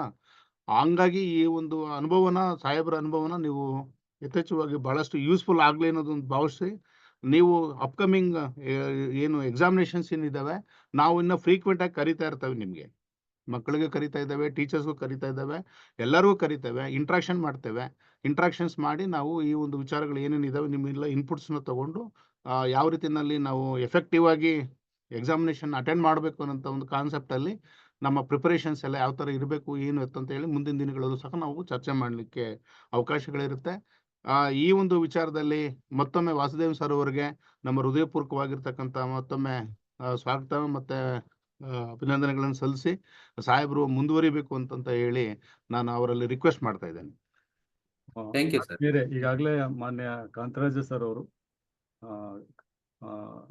IAS ಮತ್ತು ಕಾರ್ಯನಿರ್ವಾಹಕ ನಿರ್ದೇಶಕರು ಕ್ರೈಸ್ ತುಂಬಾ ಆಸಕ್ತಿಯಿಂದ ತುಂಬಾ ಮೈನ್ಯೂಟ್ ಆಗಿ ಶಿಕ್ಷಣದ ಮತ್ತು ಫಲಿತಾಂಶದ ಬಗ್ಗೆ ತಮ್ಮದೇ ಆದಂತ ಒಂದು ಮಾರ್ಗದರ್ಶನವನ್ನ ತುಂಬಾ ನಿರ್ದಿಷ್ಟವಾಗಿ ನೀಡ್ತಾ ಇದ್ದಾರೆ. ಇದರ ಫಲ ನಮ್ಮೆಲ್ಲರಿಗೂ ಆಗ್ಲಿ ಅನ್ನೋದು ಒಂದು ಹಿನ್ನೆಲೆಯಲ್ಲಿ ಅವರ ಆಶಯದ ಮೇರೆಗೆ ನಾವು ಎಕ್ಸ್ಪರ್ಟ್ಸ್ ಇಂದ ಕಂಟಿನ್ಯೂಸ್ ಆಗಿ ಜನರಲ್ ಆಗಲ್ಲ ಸ್ಪೆಸಿಫಿಕ್ ಆಗಿರುವಂತ ಮಾಹಿತಿಗಳನ್ನು ನೀಡಲಿಕ್ಕೆ ಅವರು ತುಂಬಾ ನಿರ್ದಿಷ್ಟ ಸೂಚನೆ ನೀಡಿದ್ದಾರೆ. ಆ ಪ್ರಯುಕ್ತ ಇವತ್ತು ತಮಗೆಲ್ಲ ಅಡ್ರೆಸ್ ಮಾಡಿದ್ದಾರೆ. ಬಹುಶಃ ಅವರ ಟೈಮು ಮತ್ತು ಇದು ತಮಗೆ ಅರಿವಿದೆ ಅನ್ಸುತ್ತೆ. ತುಂಬಾ ಅವರ ಕಾಳಜಿಯ ವಹಿಸ್ಕೊಂಡು ಎಲ್ಲ ಮಕ್ಕಳ ಜೊತೆ ಮಾತನಾಡಬೇಕು ಅನ್ನೋ ದೃಷ್ಟಿಯಲ್ಲಿ ಅಡ್ರೆಸ್ ಮಾಡಿದ್ದಾರೆ. ಸನ್ಮಾನ್ಯರಿಗೆ ತಮ್ಮೆಲ್ಲರ ಪರವಾಗಿ, ವಿಶೇಷವಾಗಿ ವಿದ್ಯಾರ್ಥಿಗಳ ಪರವಾಗಿ ಹೃತ್ಪೂರ್ವಕವಾದ ಅಭಿನಂದನೆಗಳನ್ನು, ವಂದನೆಗಳನ್ನು ಸಲ್ಲಿಸ್ತೇನೆ. ಮತ್ತೆ ವಾಸುದೇವ್ ಸರ್ ಕಂಟಿನ್ಯೂ ಮಾಡಿ sir. Thank you sir. Thank you sir. Thank you. ತಮ್ಮ ಹೆಚ್ಚು ಕಾರ್ಯದ ಒತ್ತಡಗಳ ಇದ್ರೂ ಕೂಡ ಇವತ್ತು ಕಾಂತರಾಜ ಸರ್ ಅವರು ನಮ್ಮೊಂದಿಗೆ ಇದ್ದು ನಮ್ಮ ಜೊತೆಗೆ ಅವರ ಆಶಯಗಳನ್ನ ನಿಮ್ಮೆಲ್ಲರ ಜೊತೆಗೆ ಹಂಚಿಕೊಂಡಿದ್ದಾರೆ. ಆ ಆಶಯಗಳ ನಾನು ಮನದಲ್ಲಿ ಇಟ್ಕೊಂಡು ಆ ದೃಷ್ಟಿಯಲ್ಲಿ ಆ ಆಶಯದಂತೆ ಇವತ್ತಿನ ಏನು ಚಿತ್ರಣವನ್ನ ಒಂದಿಷ್ಟು ಪರಿವರ್ತನೆಗಳೊಂದಿಗೆ ನಾನು ಹಂಚಿಕೊಳ್ಳಿಕ್ಕೆ ತಯಾರಾಗಿದ್ದೇನೆ.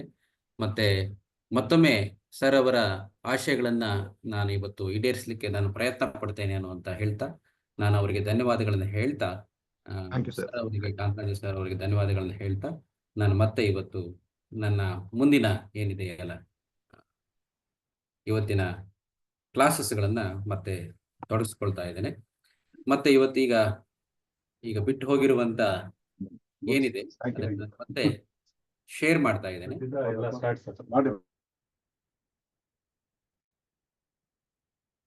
ಬಹುಶಃ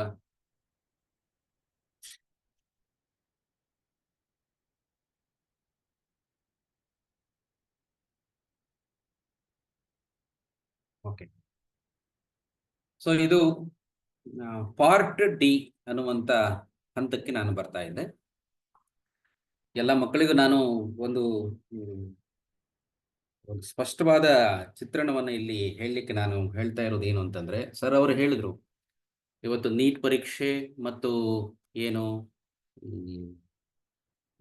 IIT JEE ಪರೀಕ್ಷೆಗಳು ಮತ್ತು ತುಂಬಾ ಮಕ್ಕಳಿಗೆ ಗೊತ್ತಿಲ್ಲದೆ ಇರುವಂತ ಇನ್ನೂ ಒಂದು NTA ನಡೆಸುವಂತ ಪರೀಕ್ಷೆ ಇದೆ, CUET ಅನ್ನುವಂಥ ಪರೀಕ್ಷೆ. ಇದು ಈಗ ಇಲ್ಲಿ ಆ ಸಂದರ್ಭ ಬಂದಿರೋದ್ರಿಂದ ಸ್ವಲ್ಪ ಮಟ್ಟಿಗೆ ನಾನು ಚರ್ಚೆ ಮಾಡ್ತಾ ಇದ್ದೇನೆ. ಇದು ಸೆಂಟ್ರಲ್ ಯೂನಿವರ್ಸಿಟಿ ಎಂಟ್ರೆನ್ಸ್ ಟೆಸ್ಟ್ ಅಂತ. ಇದು NTA ನಡೆಸುತ್ತೆ ಪ್ರತಿ ವರ್ಷವೂ ಕೂಡ. ಇದು ನಮ್ಮ ದೇಶದಲ್ಲಿ ಹಲವಾರು ಏನು ಒಂದು ಕೇಂದ್ರೀಯ ಸಂಸ್ಥೆಗಳಿವೆ. ಅಂದ್ರೆ ಈಗ ಕರ್ನಾಟಕದಲ್ಲಿ ಸೆಂಟ್ರಲ್ ಯೂನಿವರ್ಸಿಟಿ ಕಲಬುರ್ಗಿ ಅನ್ನುವಂಥದ್ದಿದೆ, ಹಾಗೆ ಬನಾರಸ್ ಹಿಂದೂ ಯೂನಿವರ್ಸಿಟಿ ಅನ್ನುವಂಥದ್ದಿದೆ, ಹಾಗೆ ಡೆಲ್ಲಿನಲ್ಲಿ ಜವಾಹರ್ಲಾಲ್ ನೆಹರು ಯೂನಿವರ್ಸಿಟಿ ಅಂತ ಇದೆ. ಇಂಥ ಸಂಸ್ಥೆಗಳಿಗೆ ಒಬ್ಬ ವಿದ್ಯಾರ್ಥಿ ಹೋಗ್ಬೇಕು ಅಂತಂದ್ರೆ, ಅಂದ್ರೆ ಈಗ ಕೇಂದ್ರ ಸರ್ಕಾರದ ಅಡಿಯಲ್ಲಿ ಇದು ಒಳಪಟ್ಟಿರುತ್ತೆ. ಇಂಥ ಸಂಸ್ಥೆಗಳಿಗೆ ಒಬ್ಬ ವಿದ್ಯಾರ್ಥಿ ಹೋಗ್ಬೇಕು ಅಥವಾ ಪ್ರವೇಶಾತಿ ಪಡಿಬೇಕು ಅಂತಂದ್ರೆ ತುಂಬಾ ಕಡಿಮೆ ವೆಚ್ಚದಲ್ಲಿ ಪ್ರವೇಶಾತಿ ಪಡಿಬೇಕು ಅಂತಂದ್ರೆ ಅವರು CUET ಅನ್ನುವಂಥ ಪರೀಕ್ಷೆಯನ್ನ ಎದುರಿಸಬೇಕು.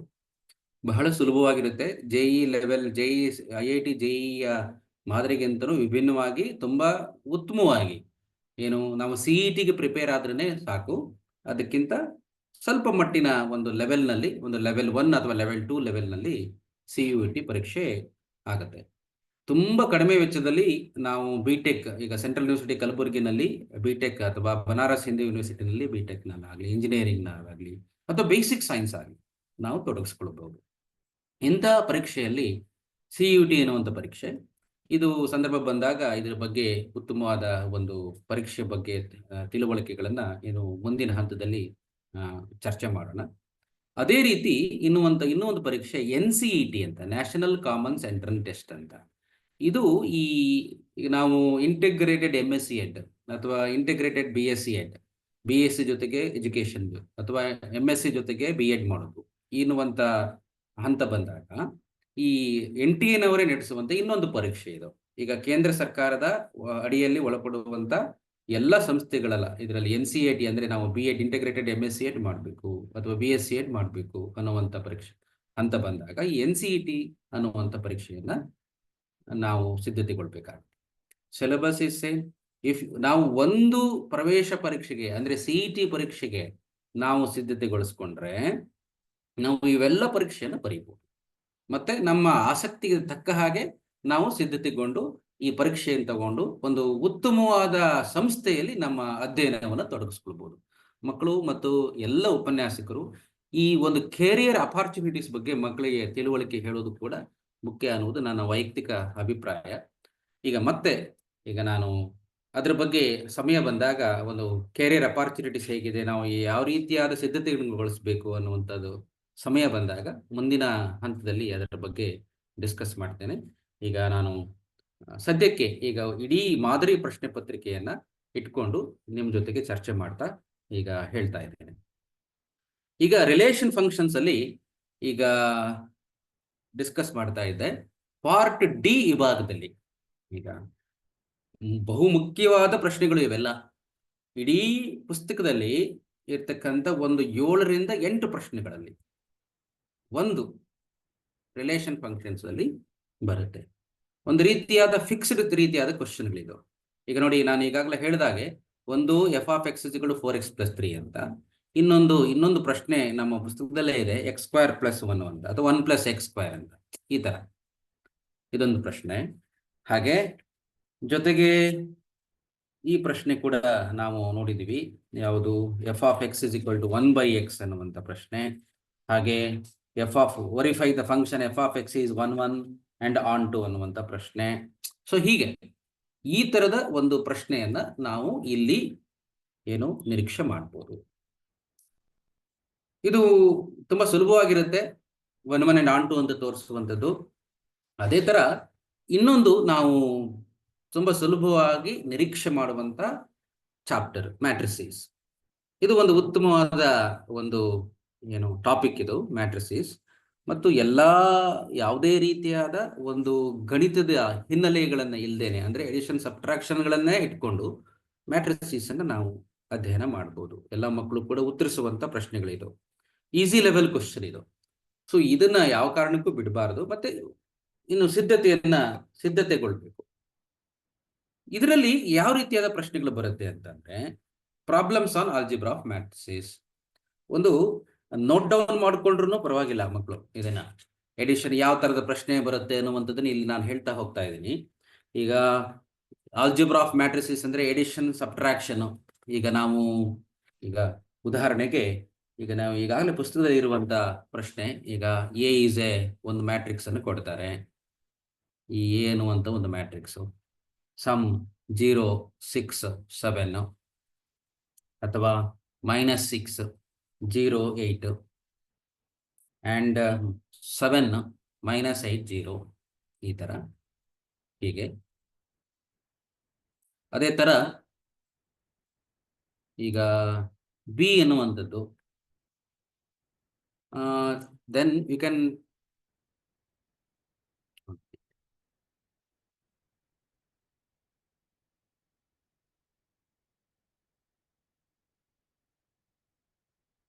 ಸೊ AB ನೀವು ಇಲ್ಲಿ ಪ್ರಶ್ನೆಯನ್ನ ನನಗೆ ಬರ್ಲಿಕ್ಕೆ ಆಗ್ತಿಲ್ಲ. AB A + B × C is equal to AC BC, AC + BC ಈ ತರ ತೋರಿಸುವಂತ ಪ್ರಶ್ನೆಗಳು. ಸೊ ಅಲ್ಲಿ ಈ ತರದ ಕೆಲವೊಂದಿಷ್ಟು ನಮ್ಮ ಪುಸ್ತಕದಲ್ಲಿ ಇದೆ. ಆ ತರದ ಪ್ರಶ್ನೆಗಳನ್ನ ನಾವು ತಯಾರಿ ಮಾಡ್ಕೋಬೇಕು. ಈಗ ಮಲ್ಟಿಪ್ಲಿಕೇಶನ್ ಮತ್ತೆ ಟ್ರಾನ್ಸ್ಪೋಸ್ ಆಫ್ ಎ ಮ್ಯಾಟ್ರಿಕ್ಸ್ ಮೇಲೆ, ಈಗ ಟ್ರಾನ್ಸ್ಪೋಸ್ ಆಫ್ ಎ ಮ್ಯಾಟ್ರಿಕ್ಸ್ ಅಂತಂದ್ರೆ ನೀವು ನೋಡಿರ್ಬೋದು, A B whole dash is equal to B dash into A dash, ಇದನ್ನು ತೋರಿಸುವಂತ ಒಂದು ಪ್ರಾಪರ್ಟಿಯನ್ನು ತೋರಿಸುವಂತ ವೆರಿಫಿಕೇಶನ್ ಮಾಡುವಂತ ಒಂದು ಪ್ರಶ್ನೆ. ಇವೆಲ್ಲವೂ ಕೂಡ ಬಹುಮುಖ್ಯವಾದ ಪ್ರಶ್ನೆಗಳಾಗಿರುತ್ತೆ ಮ್ಯಾಟ್ರಿಸಸ್ನಲ್ಲಿ ಮತ್ತು ಈಸಿ ಲೆವೆಲ್ ಆಗಿರುತ್ತೆ. ಇದನ್ನ ಈ ರಿಲೇಷನ್, ಈಗ 4 ಪ್ರಶ್ನೆಗಳ ಉತ್ತರಿಸಬೇಕು. ಅದರಲ್ಲಿ ರಿಲೇಷನ್ ಫಂಕ್ಷನ್ಸ್, ಮ್ಯಾಟ್ರಿಸಸ್ 2 ಆಯ್ಕೆಗಳು ನಿಮ್ದಾಗಿರಲಿ. ತುಂಬಾ ಸರಳವಾದ ಪ್ರಶ್ನೆ ಆಗಿರೋದ್ರಿಂದ. ಹಾಗೆ ಇನ್ನು ಡಿಟರ್ಮಿನೆಂಟ್ಸ್, ಇದು ಸಾಲ್ವ್ ಬೈ ಮ್ಯಾಟ್ರಿಕ್ಸ್ ಮೆಥಡ್, ಸಹಜವಾಗಿ ಪ್ರಶ್ನೆ ಇರುವಂಥದ್ದು. Problems on finding solution of simultaneous linear equation involving 3 unknown quantities by matrix method. XYZ ಅನ್ನ ಕಂಡುಹಿಡಿಯುವಂಥದ್ದು. ಒಂದು ಅರ್ಥ ಮಾಡ್ಕೊಳ್ಳಿ, ನಮ್ಮ ಪುಸ್ತಕದಲ್ಲಿ XYZ ಇರುವಂಥ ಪ್ರಶ್ನೆಗಳು ನ್ಯೂಮರಿಕಲ್ ಕ್ವಾಂಟಿಟೀಸ್ ಮಾತ್ರ ಇದೆ, ಯಾವುದು ಫ್ರಾಕ್ಷನ್ಸ್ ಬರಲ್ಲ. ಜೊತೆಗೆ ಪ್ರಶ್ನೆ ಪತ್ರಿಕೆಯಲ್ಲಿ ಯಾವುದೇ ರೀತಿಯಾದ ಫ್ರಾಕ್ಷನ್ ಬರದೇ ಇರೋ ಹಾಗೆ ಒಂದು ನ್ಯೂಮರಿಕಲ್ ಅಂದರೆ 1, 2, 3 ಅಥವಾ -1, 0, 2 XYZ ಬರುವಂಥ ಪ್ರಶ್ನೆಗಳನ್ನೇ ಕೇಳ್ತಾರೆ. ಅದು ಹಾಗೆ ಪುಸ್ತಕದಲ್ಲೇ ಇರಲೇಬೇಕು ಅಂತೇನಿಲ್ಲ ಆ ಪ್ರಶ್ನೆ. ಅದು ಸಾಮಾನ್ಯವಾಗಿ ನ್ಯೂಮರಿಕಲ್ ಆನ್ಸರ್ ಬರೋ ಹಾಗೆ ಇರುವಂಥ ಪ್ರಶ್ನೆಗಳನ್ನು ಕೇಳ್ತಾರೆ. ಇದು ಕೆಲವೊಮ್ಮೆ ಏನಾಗುತ್ತೆ ಅಂತಂದರೆ, ಇಡೀ ಚಾಪ್ಟ್ರಲ್ಲಿ ಈ ಡಿಟರ್ಮಿನೆಂಟ್ಸ್ನ ಪ್ರಶ್ನೆಯನ್ನು ಉತ್ತರಿಸಬೇಕಾದ್ರೆ ಒಂದು ಹಂತವಾಗಿ ನಾವು ಹೇಗೆ ಬರೀತೀವೋ ಆ ಹಂತಕ್ಕೆ ಒಂದು ಅಂಕಗಳಿರುತ್ತೆ. ಈಗ ನೋಡಿ, ಅಡ್ಜಾಯಿಂಟ್ ಕಂಡುಹಿಡಿಯಬೇಕು. ಇಲ್ಲಿ ಈಗ ಏನು how to find the inverse of a matrix, ಇದರಲ್ಲಿ 1 by determinant of A into adjoint of A ಅಂತ. ಇದು ವೆರಿ ಇಂಪಾರ್ಟೆಂಟ್ ಕಾನ್ಸೆಪ್ಟ್. ಇಡೀ ನಮ್ಮ ಸಾಲ್ಯೂಷನ್ ಆಫ್ ಸೈಮಲ್ಟೇನಿಯಸ್ ಈಕ್ವೇಷನ್ಸ್ ಅನ್ನು ಕಂಡುಹಿಡಿಬೇಕಾದ್ರೆ, XYZ ಕಂಡುಹಿಡಿಬೇಕಾದ್ರೆ ಇಲ್ಲಿ ಅಡ್ಜಾಯಿಂಟ್ ಆಫ್ ಕಂಡುಹಿಡಿಯಲಿಕ್ಕೆ ಮತ್ತು ಡಿಟರ್ಮಿನೆಂಟ್ ಆಫ್ ಎ ಕಂಡುಹಿಡಿಯಲಿಕ್ಕೆ ಮಾರ್ಕ್ಸ್ ಇರುತ್ತೆ, ಅಡ್ಜಾಯಿಂಟ್ ಆಫ್ ಎ ಕಂಡುಹಿಡಿಯಲಿಕ್ಕೆ ಮಾರ್ಕ್ಸ್ ಇರುತ್ತೆ. ಇದು ತುಂಬ ಮುಖ್ಯವಾದ ಭಾಗ, ಅಡ್ಜಾಯಿಂಟ್ ಆಫ್ ಎ. ಇಲ್ಲಿ ಅಡ್ಜಾಯಿಂಟ್ ಆಫ್ ಎ ಕಂಡುಹಿಡಿಬೇಕಾದ್ರೆ ಯಾವುದೇ ಕೋಫ್ಯಾಕ್ಟರ್ಸ್ಗಳನ್ನು ಕಂಡುಹಿಡಿಬೇಕು. ಕೋಫ್ಯಾಕ್ಟರ್ಸ್ ಅನ್ನ ಹೇಗೆ ಕಂಡುಹಿಡಿಯಬೇಕು ಅನ್ನೋದಕ್ಕಿಂತ ಈ ಅಡ್ಜಾಯಿಂಟ್ ಆಫ್ ಎ ಮ್ಯಾಟ್ರಿಕ್ಸ್ ಅನ್ನ ಹೇಗೆ ಬರೀಬೇಕು ಅನ್ನೋದು ಗೊತ್ತಾಗಬೇಕು. ಇದರಲ್ಲಿ ಎಲ್ಲದೂ ಕೂಡ ಸರಿ ಇದ್ರೆ 2 ಮಾರ್ಕ್ಸ್ ಬರುತ್ತೆ, ಅಥವಾ ಎನಿ 5 ಕರೆಕ್ಟ್ ಇದ್ರೆ 1 ಮಾರ್ಕ್ ಬರುತ್ತೆ. ಬಟ್ ಒಂದು ವೇಳೆ ತಪ್ಪಾಗಿದ್ರೆ so marks will be deducted. ಹಾಗಾಗಿ ಈ ಅಡ್ಜಾಯಿಂಟ್ ಆಫ್ ಎ ಕಂಡುಹಿಡಿಬೇಕಾದ್ರೆ ತುಂಬಾ ಹುಷಾರಾಗಿ ವೆರಿಫಿಕೇಶನ್ ಮಾಡ್ತಾ ನಾವು ಉತ್ತರಿಸ್ಕೋಬೇಕು. ಅಂದ್ರೆ ಆ ಉತ್ತರಗಳನ್ನು ಬರೀಬೇಕು, ಕೋಫ್ಯಾಕ್ಟರ್ಗಳನ್ನು ಬರೀಬೇಕಾದ್ರೆ. ಅದನ್ನು ಮುಖ್ಯವಾಗಿ ಗಮನದಲ್ಲಿಟ್ಕೊಂಡು, ಇದುವರೆಗೂ ನಿಮಗೆ ಪ್ರಾಕ್ಟೀಸಸ್ ಇದ್ರೆ XYZ ಯಾವುದು ತಪ್ಪು ಮಾಡದೇನೆ ಇದ್ರೆ and that is very appropriate. ಆದರೆ ಕೆಲವು ದೃಷ್ಟಿಯಲ್ಲಿ ಇದು ಸ್ವಲ್ಪ ಲೆಂತಿ ಅಂತ ಅನಿಸೋ ದೃಷ್ಟಿಯಿಂದ ಈಗ ನನ್ನ ಆಯ್ಕೆಯಲ್ಲಿ ಈ ಡಿಟರ್ಮಿನೆಂಟ್ಸ್ನ ಇಟ್ಕೊಂಡಿಲ್ಲ. ಯಾಕೆಂದ್ರೆ ನಾನು ಮೊದಲ 2 ಆಯ್ಕೆ ರಿಲೇಷನ್ ಫಂಕ್ಷನ್ ಮತ್ತು ಮ್ಯಾಟ್ರಿಸಸ್ನ ಇಟ್ಕೊಂಡಿದ್ದೀನಿ ಉತ್ತರಿಸಲಿಕ್ಕಾಗಿ. ತುಂಬಾ ಮಕ್ಕಳು ಇದರಲ್ಲಿ XYZ ಅನ್ನ ಉತ್ತರಿಸಲಿಕ್ಕೆ ತಪ್ಪು ಮಾಡ್ತಾರೆ. ಜೊತೆಗೆ ಎಲ್ಲೋ ಸೈನ್ ಮಿಸ್ಟೇಕ್ಸ್ ಆಗಿರುತ್ತೆ, ಎಲ್ಲೋ ಕೋಫ್ಯಾಕ್ಟರ್ಸ್ ಫೈಂಡ್ ಔಟ್ ಮಾಡೋದು ಮಿಸ್ಟೇಕ್ಸ್ ಆಗಿರುತ್ತೆ. ಆ ದೃಷ್ಟಿಯಲ್ಲಿ ಇಟ್ಕೊಂಡು ನಾನು ಇದನ್ನ ಒಂದು ಆಯ್ಕೆಯಾಗಿ ತೆಗೆದುಕೊಂಡಿಲ್ಲ ವೈಯಕ್ತಿಕವಾಗಿ. ಸೊ 4 ಪ್ರಶ್ನೆಗಳನ್ನು ಉತ್ತರಿಸಬೇಕು. ರಿಲೇಷನ್ ಫಂಕ್ಷನ್ಸ್, ಮ್ಯಾಟ್ರಿಸಸ್ 2 ಆಯ್ಕೆ ನನ್ನದಾಗಿದೆ. ಡಿಟರ್ಮಿನೆಂಟ್ಸ್ ಅನ್ನು ನಾನು ಬಿಟ್ಟಿದ್ದೀನಿ. ಇದನ್ನ ವಿದ್ಯಾರ್ಥಿಗಳು ತೆಗೆದುಕೊಳ್ಳಬಹುದು, ಇದು ಅವರ ವೈಯಕ್ತಿಕವಾದ ಇಂಡಿವಿಜುವಾಲಿಟಿ.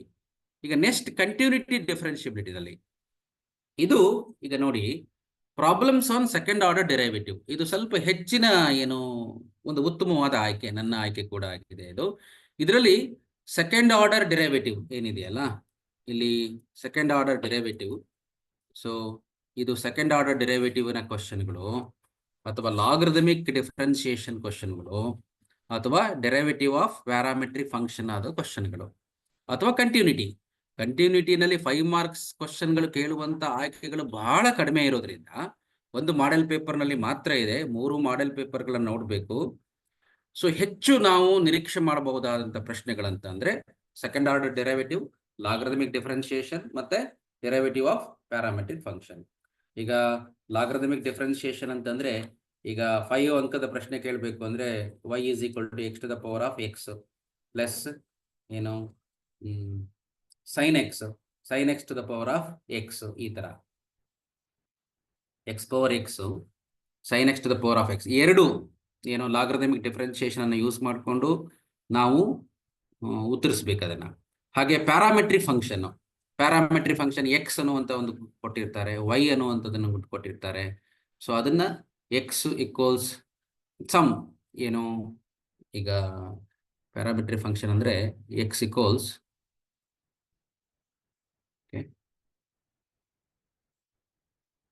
ಸೆಕೆಂಡ್ ಆರ್ಡರ್ ಡೆರಿವೇಟಿವ್ನಲ್ಲಿ ಈಗ ಕೆಲವು ಪ್ರಶ್ನೆಗಳಿರುತ್ತೆ. y is equal to sine inverse X ಅನ್ನುವಂಥ ಪ್ರಶ್ನೆ, ಅದರಲ್ಲಿ ಒಂದು ಕಂಡೀಷನ್ ಅನ್ನು ತೋರಿಸ್ಬೇಕು. ಸೊ ಈ ಥರದ ಕೆಲವೊಂದಿಷ್ಟು ಪ್ರಶ್ನೆಗಳನ್ನು ನಾವು ಕಂಟಿನ್ಯೂಟಿ ಡಿಫ್ರೆನ್ಷಿಯಬಿಲಿಟಿನಲ್ಲಿ ನಿರೀಕ್ಷೆ ಮಾಡ್ಬೋದು. ಸೊ ಇದು ನನ್ನ ಆಯ್ಕೆ ಕೂಡ ಆಗಿದೆ. 4 ಪ್ರಶ್ನೆಗಳಲ್ಲಿ ಕಂಟಿನ್ಯೂಟಿ ಡಿಫ್ರೆನ್ಷಿಯಬಿಲಿಟಿನಲ್ಲಿ ಒಂದಿಷ್ಟು ಪ್ರಶ್ನೆಗಳನ್ನು ನಾವು ತಯಾರಿ ಮಾಡಿಕೊಂಡ್ರೆ ನಮಗೆ ಒಂದು ಉತ್ತರಿಸಲಿಕ್ಕೆ ಪ್ರಶ್ನೆ ಪತ್ರಿಕೆಯಲ್ಲಿ ಉತ್ತರಿಸಲಿಕ್ಕೆ ಸಹಜವಾಗಿ ಅನುಕೂಲ ಆಗುತ್ತೆ. ಇನ್ನು ಇಂಟಿಗ್ರಲ್ಸ್, ಇಲ್ಲಿ ಸ್ವಲ್ಪ ಇದು ಡಿಫಿಕಲ್ಟ್ ಪಾರ್ಟ್. ಇಂಟಿಗ್ರಲ್ಸ್ ಅಂತ ಅಂದ್ರೆ ಇಲ್ಲಿ ಹೀಗೆ ಬರುತ್ತೆ ಅಂತ ನಾವು ಹೇಳಿಕ್ಕಾಗಲ್ಲ. ಡೆರೈವೇಶನ್ ಆನ್ ಇಂಡೆಫಿನಿಟ್ ಇಂಟಿಗ್ರಲ್ಸ್ ಡೆರೈವೇಶನ್ ಕೇಳ್ಬೋದು, ಅಥವಾ ಇಂಟಿಗ್ರಲ್ಸ್ ಆಫ್ ಸಮ್ ಪರ್ಟಿಕ್ಯುಲರ್ ಫಂಕ್ಷನ್ಸ್ಗಳನ್ನ, ಕೆಲವೊಂದಿಷ್ಟು ಪ್ರಾಬ್ಲಮ್ ಇದೆ ಅಂದ್ರೆ ಒಂದು ಸ್ಟ್ಯಾಂಡರ್ಡ್ ಫಂಕ್ಷನ್ಸ್ಗಳಿರುತ್ತೆ, ಅದನ್ನ ಇಂಟಿಗ್ರಲ್ಸ್ ಅನ್ನು ಕೇಳುವಂಥದ್ದು. ಪಾರ್ಷಿಯಲ್ ಫ್ರಾಕ್ಷನ್ಸ್ ಬರ್ಬೋದು, ಅಥವಾ ಇಂಟಿಗ್ರೇಷನ್ ಬೈ ಪಾರ್ಟ್ ಯೂಸ್ ಮಾಡಿಕೊಂಡು ಮಾಡುವಂಥ ಪ್ರಾಬ್ಲಮ್ಸ್ಗಳು.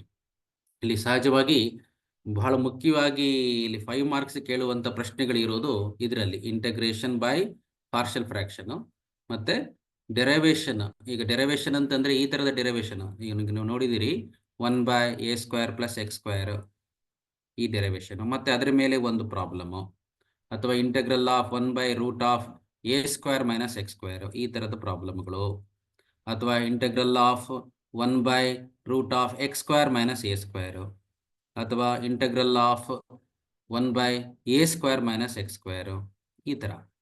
ಸೊ ಇವೆಲ್ಲ 4 ಇಂಟೆಗ್ರಲ್ಸ್ಗಳನ್ನು ಕೇಳಬಹುದು. ಇದನ್ನೇ ಕೇಳ್ತಾರೆ ಅಂತ ನಾನು ಹೇಳಲ್ಲ. ಈ ಥರದ ಪ್ರಶ್ನೆಗಳು, ಇದರ ಜೊತೆಗೆ ಒಂದು ಪ್ರಾಬ್ಲಮ್, ಇದರ ರಿಲೇಟೆಡ್ ಪ್ರಾಬ್ಲಮ್ಸ್, ಇದಕ್ಕೆ ಸಂಬಂಧಪಟ್ಟಂತ ಒಂದು ರಿಲೇಟೆಡ್ ಪ್ರಾಬ್ಲಮ್ ಅನ್ನ ಕೇಳಬಹುದು ಇಂಟಿಗ್ರಲ್ಸ್ ಅಲ್ಲಿ. ಈಗ 4 ಆಯ್ಕೆಗಳಲ್ಲಿ ನಾನು ರಿಲೇಷನ್ ಫಂಕ್ಷನ್ಸ್, ಮ್ಯಾಟ್ರಿಸೀಸ್ ಮತ್ತೆ ಕಂಟಿನ್ಯೂಟಿ ಡಿಫ್ರೆನ್ಷಿಯಬಿಲಿಟಿ ಒಂದು ಆಯ್ಕೆ ಇಟ್ಕೊಂಡಿದ್ದೀನಿ. ಇನ್ನು 4ನೇ ಆಯ್ಕೆ, ಸೊ ನಾನು ಇದನ್ನ ಇಟ್ಕೊಂಡಿಲ್ಲ. ಸೊ ಇದು 7 ಪ್ರಶ್ನೆಗಳಿದೆ, ಅದರಲ್ಲಿ 4ನ್ನು ಆಯ್ಕೆ ಮಾಡ್ಕೋಬೇಕು ಅನ್ನೋದ್ರಲ್ಲಿ ಈಗ ವೈಯಕ್ತಿಕವಾಗಿ ನಾನು ಇಟ್ಕೊಂಡಿಲ್ಲ ಇದನ್ನ. ಯಾಕೆಂತಂದ್ರೆ ಇದು ಹೀಗೆ ಬರುತ್ತೆ ಅಂತ ಹೇಳಲಿಕ್ಕಾಗಲ್ಲ. ಇಂಟಿಗ್ರೇಷನ್ ಬೈ ಪಾರ್ಷಿಯಲ್ ಫ್ರಾಕ್ಷನ್ ಹೇಗೆ ಬೇಕಾದ್ರೂ ಬರ್ಬೋದು, ಅದು ರಿಪೀಟೆಡ್ ಫ್ಯಾಕ್ಟರ್ ಬರ್ಬೋದು, ಅಥವಾ ಕೆಳಗಡೆ ಕ್ವಾಡ್ರಾಟಿಕ್ ಫ್ಯಾಕ್ಟರ್ ಇರುವಂತ ಪ್ರಶ್ನೆಗಳು ಕೂಡ ಬರ್ಬೋದು. ಹಾಗಾಗಿ ಮುಂದಿನ 4ನೇ ಆಯ್ಕೆ ನನ್ನದು application of integrals, problem on finding the area of bounded region. ಇದರಲ್ಲಿ ಕೆಲವು ಪ್ರಶ್ನೆಗಳು ತುಂಬಾ ಮುಖ್ಯವಾಗಿದೆ. ಯಾವುದದು? ನೀವು ಈಗಾಗಲೇ ನೀವು ಪುಸ್ತಕದಲ್ಲಿ ನೋಡೋ ಹಾಗೆ ಈಗ ಅಪ್ಲಿಕೇಶನ್ ಆಫ್ ಇಂಟಿಗ್ರಲ್ಸ್ ಅಲ್ಲಿ ಮುಖ್ಯವಾದ ಪ್ರಶ್ನೆ ಇದು. ಯಾವುದು? Area of the circle by integration method, x² + y² = a². ತುಂಬಾ ಸುಲಭವಾದ ಪ್ರಶ್ನೆ. ಇಡೀ ಎಲ್ಲ ಈ ಅಪ್ಲಿಕೇಶನ್ ಆಫ್ ಇಂಟಿಗ್ರಲ್ ಅನ್ನ ಪ್ರಾಬ್ಲಮ್ಗಳನ್ನು ಮಾಡಬೇಕು ಅಂತಂದ್ರೆ ಇದು ಮುಖ್ಯವಾಗಿ ಗೊತ್ತಿರಬೇಕು. ಇದು √a² - x² ಇರುವಂತ dx ಇರುವಂತ ಫಾರ್ಮುಲಾ. ಈ ಫಾರ್ಮುಲಾನ ನೆನಪಿಟ್ಕೊಂಡ್ರೆ ವಿ ಕ್ಯಾನ್ ಡೂ ಈ ಎಲ್ಲ ಪ್ರಾಬ್ಲಮ್ಸ್ಗಳನ್ನ ಮಾಡ್ಬೋದು. x² + y² = a². ಆಮೇಲೆ ನೋಡಿ, ನಾನು ಮತ್ತೆ ರಿಕಾಲ್ ಮಾಡ್ತಾ ಇದ್ದೀನಿ. ಇಂಟಿಗ್ರಲ್ ಆಫ್ √a² - x² ಅಂತಂದ್ರೆ ಇದು x/2 ನೆನ್ಪಿಟ್ಕೋಬೇಕು. ಇದನ್ನ √a² - x² plus a²/2 into sine inverse of x/a. ಇದು ವೆರಿ ಇಂಪಾರ್ಟೆಂಟ್ ಫಾರ್ಮುಲಾ. ಈಗ ನಾವು ಈ ಚಾಪ್ಟರ್ನ ಅಪ್ಲಿಕೇಶನ್ ಆಫ್ ಇಂಟಿಗ್ರಲ್ಸ್ ಅನ್ನ ಒಂದು ಪ್ರಶ್ನೆಯನ್ನು ಉತ್ತರಿಸಬೇಕು ಅಂತಂದ್ರೆ ಇದು ಚೆನ್ನಾಗಿ ಗೊತ್ತಿರಬೇಕು. ಈಗ x² + y² = a² by the method of integration, ಇದನ್ನು ಉತ್ತರಿಸ್ಕೋಬೇಕು ಅಂತಂದ್ರೆ ನಮಗೆ ಈ ಫಾರ್ಮುಲಾ ನೆನಪಿರಬೇಕು. ಇನ್ನು ಒಂದು ಆಯ್ಕೆ x² / a². ಇದು ellipse. x² / a² + y² / b² = 1 by integration method. ಹಾಗೆ ಇದರ related problem x² / 16 plus y² / 9 = 1 ಇದು. ಹಾಗೆ ಇನ್ನೊಂದು ಪ್ರಾಬ್ಲಮ್ x² / 4 ಪ್ಲಸ್ y² / 9 = 1 ಇದೊಂದು problem. By method of integration ಒಂದೇ ಒಂದು ಡಿಫರೆಂಟ್ ಆಗಿರುವಂತ ಪ್ರಾಬ್ಲಮ್ ಇದೆ, that can be done also. ಈಗ ಇದು ಒಂದು, ಇದು ಅಥವಾ ಇದು ಅಥವಾ ಇದು ಇನ್ನೊಂದು ಡಿಫರೆಂಟ್ ಆಗಿರೋದು. The area bounded by the line, area bounded by the line. ಕ್ಲಾಸ್ನಲ್ಲಿ ಲೆಕ್ಚರರ್ಸ್ ಮಾಡಿಸಿರ್ತಾರೆ ಇದನ್ನ. Line bounded by the line y = 3x + 2 x-axis and the ordinates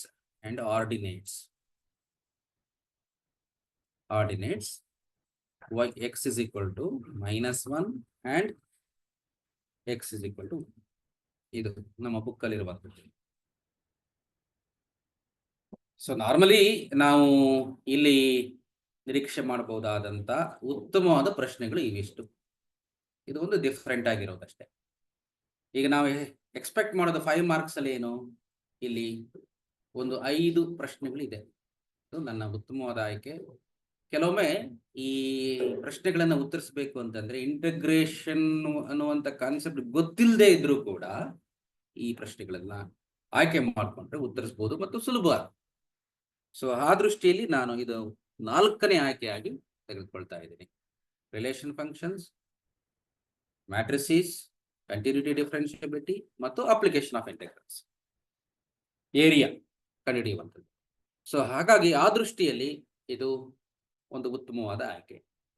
differential equation ಅನ್ನುವಂಥದ್ದನ್ನು ತೆಗೆದುಕೊಂಡಾಗ ಇದು ಕೂಡ ಒಂದು ಉತ್ತಮವಾದ ಆಯ್ಕೆನೆ. ಇದು ಎಡಿಷನಲ್ ಆಗಿ ನಾನು ಹೇಳ್ತಾ ಇದ್ದೀನಿ. ಈಗ ಸಾಲ್ವ್ ಬೈ ಮ್ಯಾಟ್ರಿಕ್ಸ್ ಮೆಥಡ್ ಸ್ವಲ್ಪ lengthy, it takes around 6 to 7 minutes ಆಗುತ್ತೆ ಅದನ್ನ ವರ್ಕೌಟ್ ಮಾಡಬೇಕು ಅಂತಂದ್ರೆ. ಆದರೆ ಇದಕ್ಕೆ ಒಂದು 5 ರಿಂದ ಒಂದು ಲೆಸ್ ದೆನ್ 5 minutes ಅಲ್ಲಿ ಇಂಥ ಪ್ರಶ್ನೆಗಳನ್ನು ಉತ್ತರಿಸಬಹುದು. ಈಗ ಡಿಫರೆನ್ಷಿಯಲ್ ಇಕ್ವೇಶನ್ ಕೂಡ ಅಂತ ಒಂದು ಪ್ರಶ್ನೆ. ಇದರಲ್ಲಿ ಬರಬಹುದಾದಂಥ ಪ್ರಶ್ನೆ ಯಾವುದು? ಸೊ ಒಂದು ಲೀನಿಯರ್ ಡಿಫರೆನ್ಷಿಯಲ್ ಇಕ್ವೇಶನ್. ಸೊ ಇಲ್ಲಿ ನೋಡಿ, ಇದು ಒಂದು ಉತ್ತಮವಾದ ಒಂದು ಆಯ್ಕೆ. ಅಥವಾ ವೇರಿಯಬಲ್ ಸಪರಬಲ್. ಮುಖ್ಯವಾಗಿ ಇವೆರಡೇ ಪ್ರಶ್ನೆಗಳು ಅಂದ್ರೆ ಈ ಕಾನ್ಸೆಪ್ಟ್ ಮೇಲೆ, ಇವೆರಡೇ ಕಾನ್ಸೆಪ್ಟ್ಗಳ ಮೇಲೆ ಬರುತ್ತೆ. ಇನ್ನು ಹೋಮೋಜೆನಸ್ ಡಿಫರೆನ್ಷಿಯಲ್ ಇಕ್ವೇಶನ್ಸ್ ಏನಾಗಿದೆ ಅಂತಂದ್ರೆ ನಮ್ಮ ಪುಸ್ತಕದಲ್ಲಿ ಸ್ವಲ್ಪ ಲೆಂತಿ ಅಪ್ರೋಚ್ ಇರೋದ್ರಿಂದ ಸಾಧ್ಯತೆಗಳು ತುಂಬಾ ಕಡಿಮೆ. ಹಾಗಾಗಿ ನಾವು ಬಹಳ ಮುಖ್ಯವಾಗಿ ನೋಡಬೇಕಾಗಿರೋದು ಇದರಲ್ಲಿ ಡಿಫರೆನ್ಷಿಯಲ್ ಇಕ್ವೇಶನ್ ಅಲ್ಲಿ ಲೀನಿಯರ್ ಡಿಫರೆನ್ಷಿಯಲ್ ಇಕ್ವೇಶನ್ ಮತ್ತೆ ವೇರಿಯಬಲ್ ಸಪರಬಲ್ ಅನ್ನ. ಹೋಮೋಜೆನಸ್ಗಿಂತ ಮುಖ್ಯವಾಗಿ ಹೋಮೋಜೆನಸ್ ಡಿಫರೆನ್ಷಿಯಲ್ ಇಕ್ವೇಶನ್ ಅಲ್ಲಿ ಕೆಲವು ಪ್ರಶ್ನೆಗಳಿದೆ ಪುಸ್ತಕದಲ್ಲಿ, ಸ್ವಲ್ಪ ಅದು ಲೆಂತಿ ಆಗಿದೆ.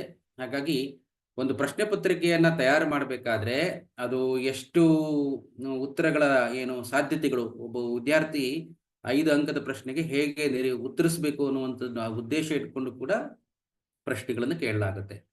ಹಾಗಾಗಿ ಆ ಹಿನ್ನೆಲೆಯಲ್ಲಿ ನಾನು ಹೇಳ್ತಿರೋದು ಲೀನಿಯರ್ ಡಿಫರೆನ್ಷಿಯಲ್ ಇಕ್ವೇಶನ್ ಮತ್ತೆ ವೇರಿಯಬಲ್ ಸಪರಬಲ್ ಅನ್ನುವಂಥದ್ದು ಉತ್ತಮವಾದ ಪ್ರಶ್ನೆಗಳಾಗಿರುತ್ತೆ.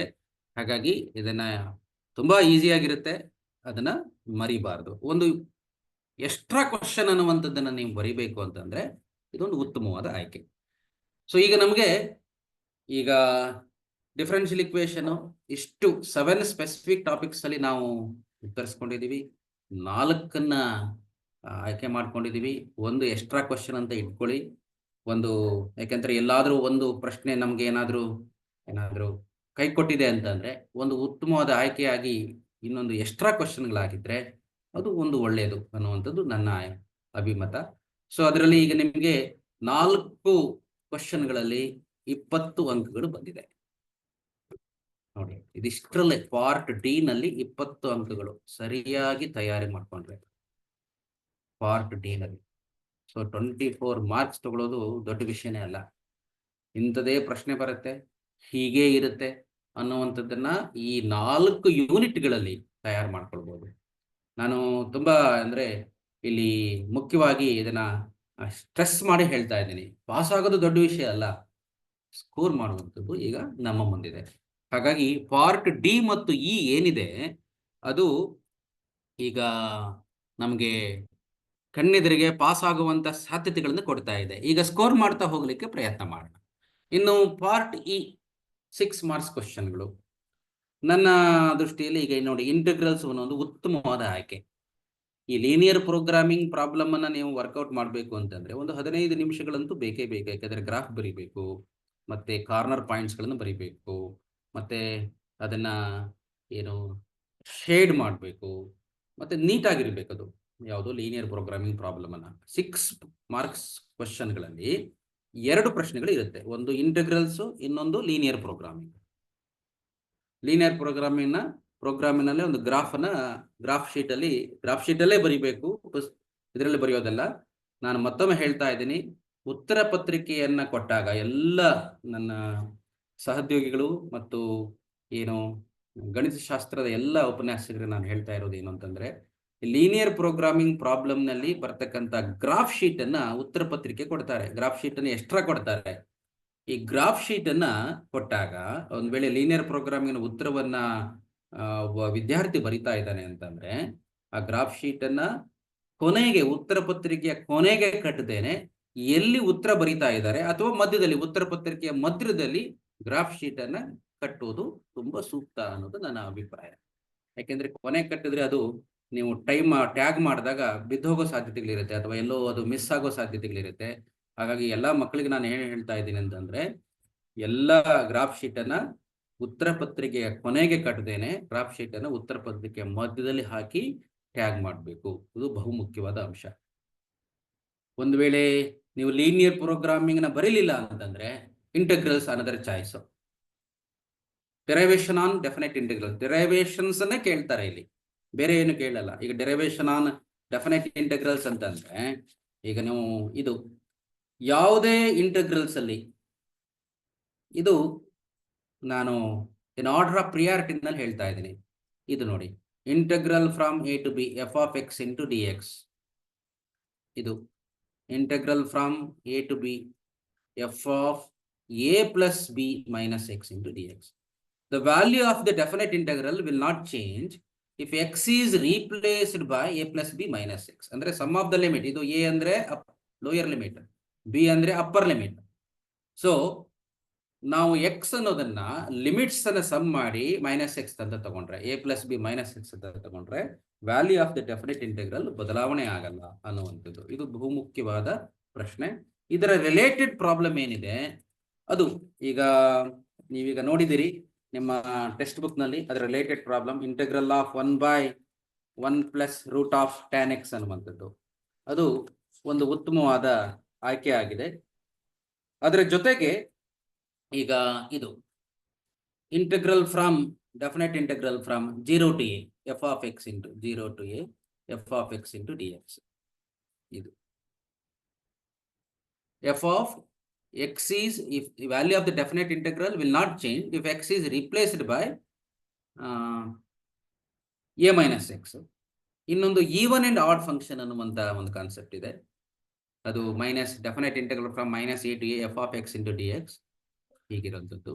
ಇದು minus a to a f of x into dx is twice of definite integral from 0 to a f of x into dx if f of x is even, f of x even function ಆಗಿದ್ರೆ. 0 f of x is odd function ಆಗಿದ್ರೆ. ಇದರ related problem, ಇದರ ಮೇಲಿನ ಒಂದು related problem text book ನಲ್ಲಿ ಇದೆ. So ಇದನ್ನು ನೀವು ಟೆಕ್ಸ್ಟ್ ಬುಕ್ ಅಲ್ಲಿ ಇರೋ ಪ್ರಶ್ನೆಗಳನ್ನೇ ನೋಡ್ಕೊಂಡ್ರು ಸಾಕು. ಪಾರ್ಟ್ ಡಿ ಮತ್ತು ಇ ಸಾಮಾನ್ಯವಾಗಿ ಪುಸ್ತಕದಲ್ಲಿರುವಂತಹ ಪ್ರಶ್ನೆಗಳೇ ಆಗಿರುತ್ತೆ. ವ್ಯಾಲ್ಯೂ ಬದಲಾವಣೆ ಆದ್ರೂ ಕೂಡ ಸಾಮಾನ್ಯವಾಗಿ ಅಲ್ಲಿ ಬದಲಾವಣೆಗಳನ್ನು ಮಾಡ್ಲಿಕ್ಕೆ ಹೋಗಲ್ಲ. ಸೊ ಹಾಗಾಗಿ ಇಲ್ಲಿ ಪಾರ್ಟ್ ಡಿ ಮತ್ತು ಇ ರಿಲೇಟೆಡ್ ಪ್ರಾಬ್ಲಮ್ ಮತ್ತು ಪುಸ್ತಕದಲ್ಲಿರುವಂತಹ ಪ್ರಾಬ್ಲಮ್ ಟೆಕ್ಸ್ಟ್ ಬುಕ್ ನಮ್ದು ಏನಿದೆ NCERT ಟೆಕ್ಸ್ಟ್ ಬುಕ್ ಏನಿದೆಯಲ್ಲ ಅದರಲ್ಲಿ ಇರತಕ್ಕಂಥ ಪ್ರಾಬ್ಲಮ್ಗಳನ್ನೇ ನೋಡ್ಕೊಂಡ್ರೆ ಸಾಕು. ಸೊ ಇನ್ನು ಈಗ ಇದು ಬಹಳ ಮುಖ್ಯವಾದದ್ದು ಯಾವುದು ಇಂಟೆಗ್ರಲ್ಸ್ ಅಲ್ಲಿ, ದಿಸ್ ಒನ್. ಇದು ಕೂಡ a to a f of x into dx definite integral from 0 to a f of a minus x into dx. ಇದು ಮುಖ್ಯವಾದ ಪ್ರಶ್ನೆ ಆಗಿದೆ. ಜೊತೆಗೆ ಇದು ಲೀನಿಯರ್ ಪ್ರೋಗ್ರಾಮಿಂಗ್. ಒಂದು ವೇಳೆ ಇಂಟೆಗ್ರಲ್ಸ್ ನಾವು ಮಾಡ್ಲಿಕ್ಕೆ ಆಗ್ಲಿಲ್ಲ ಅಂತಂದ್ರೆ ಲೀನಿಯರ್ ಪ್ರೋಗ್ರಾಮಿಂಗ್ ಇಲ್ಲಿ ನಮ್ಮ ಪುಸ್ತಕದಲ್ಲಿ ಇರುವಂತಹ ಅನ್ಬೌಂಡೆಡ್ ಪ್ರಾಬ್ಲಮ್ಸ್ಗಳಿರಲ್ಲ, ಓನ್ಲಿ ಬೌಂಡೆಡ್ ರೀಜನ್ಗಳು ಮಾತ್ರ ಆಗಿರುತ್ತೆ.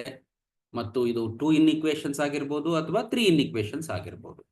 ಇನ್ನು ಪಾರ್ಟ್ ಇ ನಲ್ಲಿ ಕಂಟಿನ್ಯೂಟಿ ಡಿಫರೆನ್ಷಿಯಬಿಲಿಟಿನಲ್ಲಿ ಕಂಟಿನ್ಯೂಸ್ ಫಂಕ್ಷನ್ ಅಥವಾ ಸೆಕೆಂಡ್ ಆರ್ಡರ್ ಡೆರಿವೇಟಿವ್ ಪ್ರಾಬ್ಲಮ್ ಆಗ್ಬೋದು, ಅದು 5 ಮಾರ್ಕಿಗೆ ಬರಬೇಕು ಅಂತ ಏನಿಲ್ಲ. ಲಾಗರಿಥಮಿಕ್ ಡಿಫರೆನ್ಷಿಯೇಷನ್ ಆಗ್ಬೋದು, ಮತ್ತೆ ಡೆರಿವೇಟಿವ್ ಆಫ್ ಪ್ಯಾರಾಮೆಟ್ರಿಕ್ ಫಂಕ್ಷನ್ಸ್ ಆಗಿರ್ಬೋದು.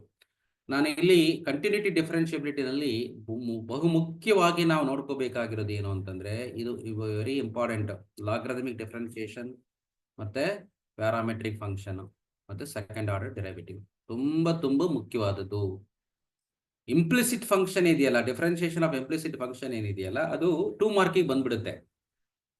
ದಿಸ್ ಸೆಕೆಂಡ್ ಆರ್ಡರ್ ಡೆರಿವೇಟಿವ್ ಆಗಲಿ, ಡಿಫರೆನ್ಷಿಯೇಷನ್ ಆಗಲಿ, ಪ್ಯಾರಾಮೆಟ್ರಿಕ್ ಫಂಕ್ಷನ್ ಆಗಲಿ, ಒಂದು 5 ಮಾರ್ಕ್ಸಿಗಾದ್ರೂ ಬರ್ಬೋದು, ಅಥವಾ 4 ಮಾರ್ಕ್ಸಿಗಾದ್ರೂ ಬರ್ಬೋದು, ಅಥವಾ 3 ಮಾರ್ಕ್ಸಿಗಾದ್ರೂ ಬರ್ಬೋದು. ಸೊ ಈ ವೆರಿ ಇಂಪಾರ್ಟೆಂಟ್ ಯೂನಿಟ್ ಇದು, second order derivative, logarithmic differentiation ಮತ್ತೆ ಪ್ಯಾರಾಮೆಟ್ರಿಕ್ ಫಂಕ್ಷನ್. ಸೊ ಇದು 5, 4, 3 ಮಾರ್ಕ್ಸ್ಗೆ ಬರೋ ಸಾಧ್ಯತೆಗಳು ತುಂಬಾ ಇರೋದ್ರಿಂದ ಮುಖ್ಯವಾಗಿ ನಾವು ನೋಡ್ಕೊಳ್ಬೇಕು ಕಂಟಿನ್ಯೂಟಿ ಡಿಫರೆನ್ಷಿಯಬಿಲಿಟಿನಲ್ಲಿ. ಸಪೋಸ್ ಇದರಲ್ಲಿ find the value of K, continuity problem, find the value of K, continuity problem ಅನ್ನು ಕೂಡ ಕೇಳ್ಬೋದು. ಹಾಗಂತ ಅದು ಡೆಫಿನೆಟ್ ಅಂತ ಅಲ್ಲ, ಅದನ್ನೇ ಕೇಳಬೇಕು ಅಂತ ಅನ್ನಲ್ಲ. ಸೆಕೆಂಡ್ ಆರ್ಡರ್ ಡೆರಿವೇಟಿವ್ ಕೇಳ್ಬೋದು, ಕಂಟಿನ್ಯೂಟಿ ಪ್ರಾಬ್ಲಮ್ ಕೇಳ್ಬೋದು, ಅಥವಾ ಕಂಟಿನ್ಯೂಟಿ ಪ್ರಾಬ್ಲಮ್ ಅನ್ನು MCQ ಕೇಳಿ ಇಲ್ಲಿ ಡಿಫರೆನ್ಷಿಯೇಷನ್ ಕ್ವಶನ್ಗಳನ್ನು ಕೂಡ ಕೇಳ್ಬೋದು. ಸೊ ಜೊತೆಗೆ ಇನ್ನು ನೆಕ್ಸ್ಟ್ ಡಿಟರ್ಮಿನೆಂಟ್ಸ್ ಅಲ್ಲಿ ಅದು ಕೂಡ ಚಾಯ್ಸ್ ಇರುತ್ತೆ. ಈಗ ಕಂಟಿನ್ಯೂಟಿ ಡಿಫರೆನ್ಷಿಯಲ್ 4 ಮಾರ್ಕ್ಸ್ ಕ್ವಶನ್ ಅಂದ್ರೆ ಇಂಟರ್ನಲ್ ಚಾಯ್ಸ್, ಒಂದು ಕಂಟಿನ್ಯೂಟಿ ಆನ್ಸರ್ ಮಾಡಬೇಕು, ಅಥವಾ ಡಿಫರೆನ್ಷಿಯಬಿಲಿಟಿ ಆನ್ಸರ್ ಮಾಡಬೇಕು, ಅಥವಾ ಡಿಟರ್ಮಿನೆಂಟ್ಸ್ ಕ್ವಶನ್ ಆನ್ಸರ್ ಮಾಡಬೇಕು. ಸೊ ಇದರಲ್ಲಿ ಇರ್ತಕ್ಕಂಥ ಕೆಲವು ಒಂದು ಲಿಮಿಟೆಡ್ ಕ್ವಶನ್ಸ್ಗಳಿದೆ. Finding the inverse of a matrix of order 2 using given matrix equation, ಅಂದ್ರೆ ಮ್ಯಾಟ್ರಿಕ್ಸ್ ಇಕ್ವೇಶನ್ ಅನ್ನ ಯೂಸ್ ಮಾಡಿಕೊಂಡು ನಾವು ಇನ್ವರ್ಸ್ ಕಂಡುಹಿಡಿಯುವಂತ ಪ್ರಾಬ್ಲಮ್ಗಳು. ಈಗ ಸಪೋಸ್ ಯಾವುದೋ ಒಂದು ಇಕ್ವೇಶನ್ಸ್ ಇರುತ್ತೆ. ಈಗ ಇಕ್ವೇಶನ್ಸ್ ಕೊಟ್ಟಿರ್ತಾರೆ, ಅಂದ್ರೆ ಒಂದು ಮ್ಯಾಟ್ರಿಕ್ಸ್ ಇಕ್ವೇಶನ್ ಅನ್ನ ಕೊಟ್ಟಿರ್ತಾರೆ. ಆ ಮ್ಯಾಟ್ರಿಕ್ಸ್ ಇಕ್ವೇಶನ್ ಅನ್ನ ಇಟ್ಕೊಂಡು ಪ್ರಾಬ್ಲಮ್ ಅನ್ನ ಮಾಡೋದು, ಅಂದ್ರೆ ಎ ಇನ್ವರ್ಸ್ ಅನ್ನ ಕಂಡುಹಿಡಿಯೋದು. ಫಾರ್ ಎಕ್ಸಾಂಪಲ್, ಈಗ ಎ ಇನ್ವರ್ಸ್ ಅಂತಂದ್ರೆ, ಈಗ ಒಂದು ಯಾವುದೋ ಒಂದು ಮ್ಯಾಟ್ರಿಕ್ಸ್ ಅನ್ನು ಕೊತ್ಕೊಂಡು ಅದನ್ನು ವೆರಿಫಿಕೇಶನ್ ಮಾಡಿ ಎ ಇನ್ವರ್ಸ್ ಕಂಡುಹಿಡಿಯುವಂತ, using the equation A inverse ಕಂಡುಹಿಡಿಯುವಂತ ಪ್ರಾಬ್ಲಮ್ಗಳು. ಸೊ ಅದನ್ನ ಒಂದಿಷ್ಟು ನೋಡ್ಕೊಳ್ಬೇಕು. ಸೊ ಈಗ ಫಾರ್ ಎಕ್ಸಾಂಪಲ್, ಈಗ ನೋಡಿ ಯಾವುದೋ ಒಂದು ಪ್ರಶ್ನೆ ಹೇಗಿದೆ ಈ ತರ, ಇಫ್ ದ ಮ್ಯಾಟ್ರಿಕ್ಸ್ ಸ್ಯಾಟಿಸ್ಫೈಸ್ ಹೀಗಿದೆ, A is equal to so 3 1 -1 2 ಅಂತ ಇದೆ. ಈ ತರ ಒಂದು matrix satisfies the equation, equation satisfy ಮಾಡುತ್ತೆ. a² - 5a + 7i = 0, finding A inverse ಅಂತ ಈ ತರ. ಸೊ ಇದನ್ನ ಇಕ್ವೇಶನ್ ಯೂಸ್ ಮಾಡಿಕೊಂಡು ಕಂಡುಹಿಡಿಯುವಂತ ಪ್ರಾಬ್ಲಮ್ಗಳು. ಹಾಗೆ ನೆಕ್ಸ್ಟ್ ಡಿಟರ್ಮಿನೆಂಟ್ಸ್ ಬಿಟ್ಟ ಮೇಲೆ ನಾವು ಮುಂದೆ ಹೋಗಬೇಕಾಗಿದೆ. ಇಲ್ಲಿ ನೋಡಿ, ನಾನು ಪಾರ್ಟ್ ಡಿ ಮತ್ತು ಪಾರ್ಟ್ ಇ ಈ ಭಾಗಗಳನ್ನ ವಿಸ್ತೃತವಾಗಿ ಚರ್ಚೆ ಮಾಡಿದ್ದೇನೆ. ಅಂದ್ರೆ ಇದರಲ್ಲಿ ಯಾವ ತರ ಆಯ್ಕೆ ಮಾಡ್ಕೋಬೇಕು ಮತ್ತೆ ಯಾವುದು ಮುಖ್ಯ ಆಗುತ್ತೆ ಅಂತ ಹೇಳಿ.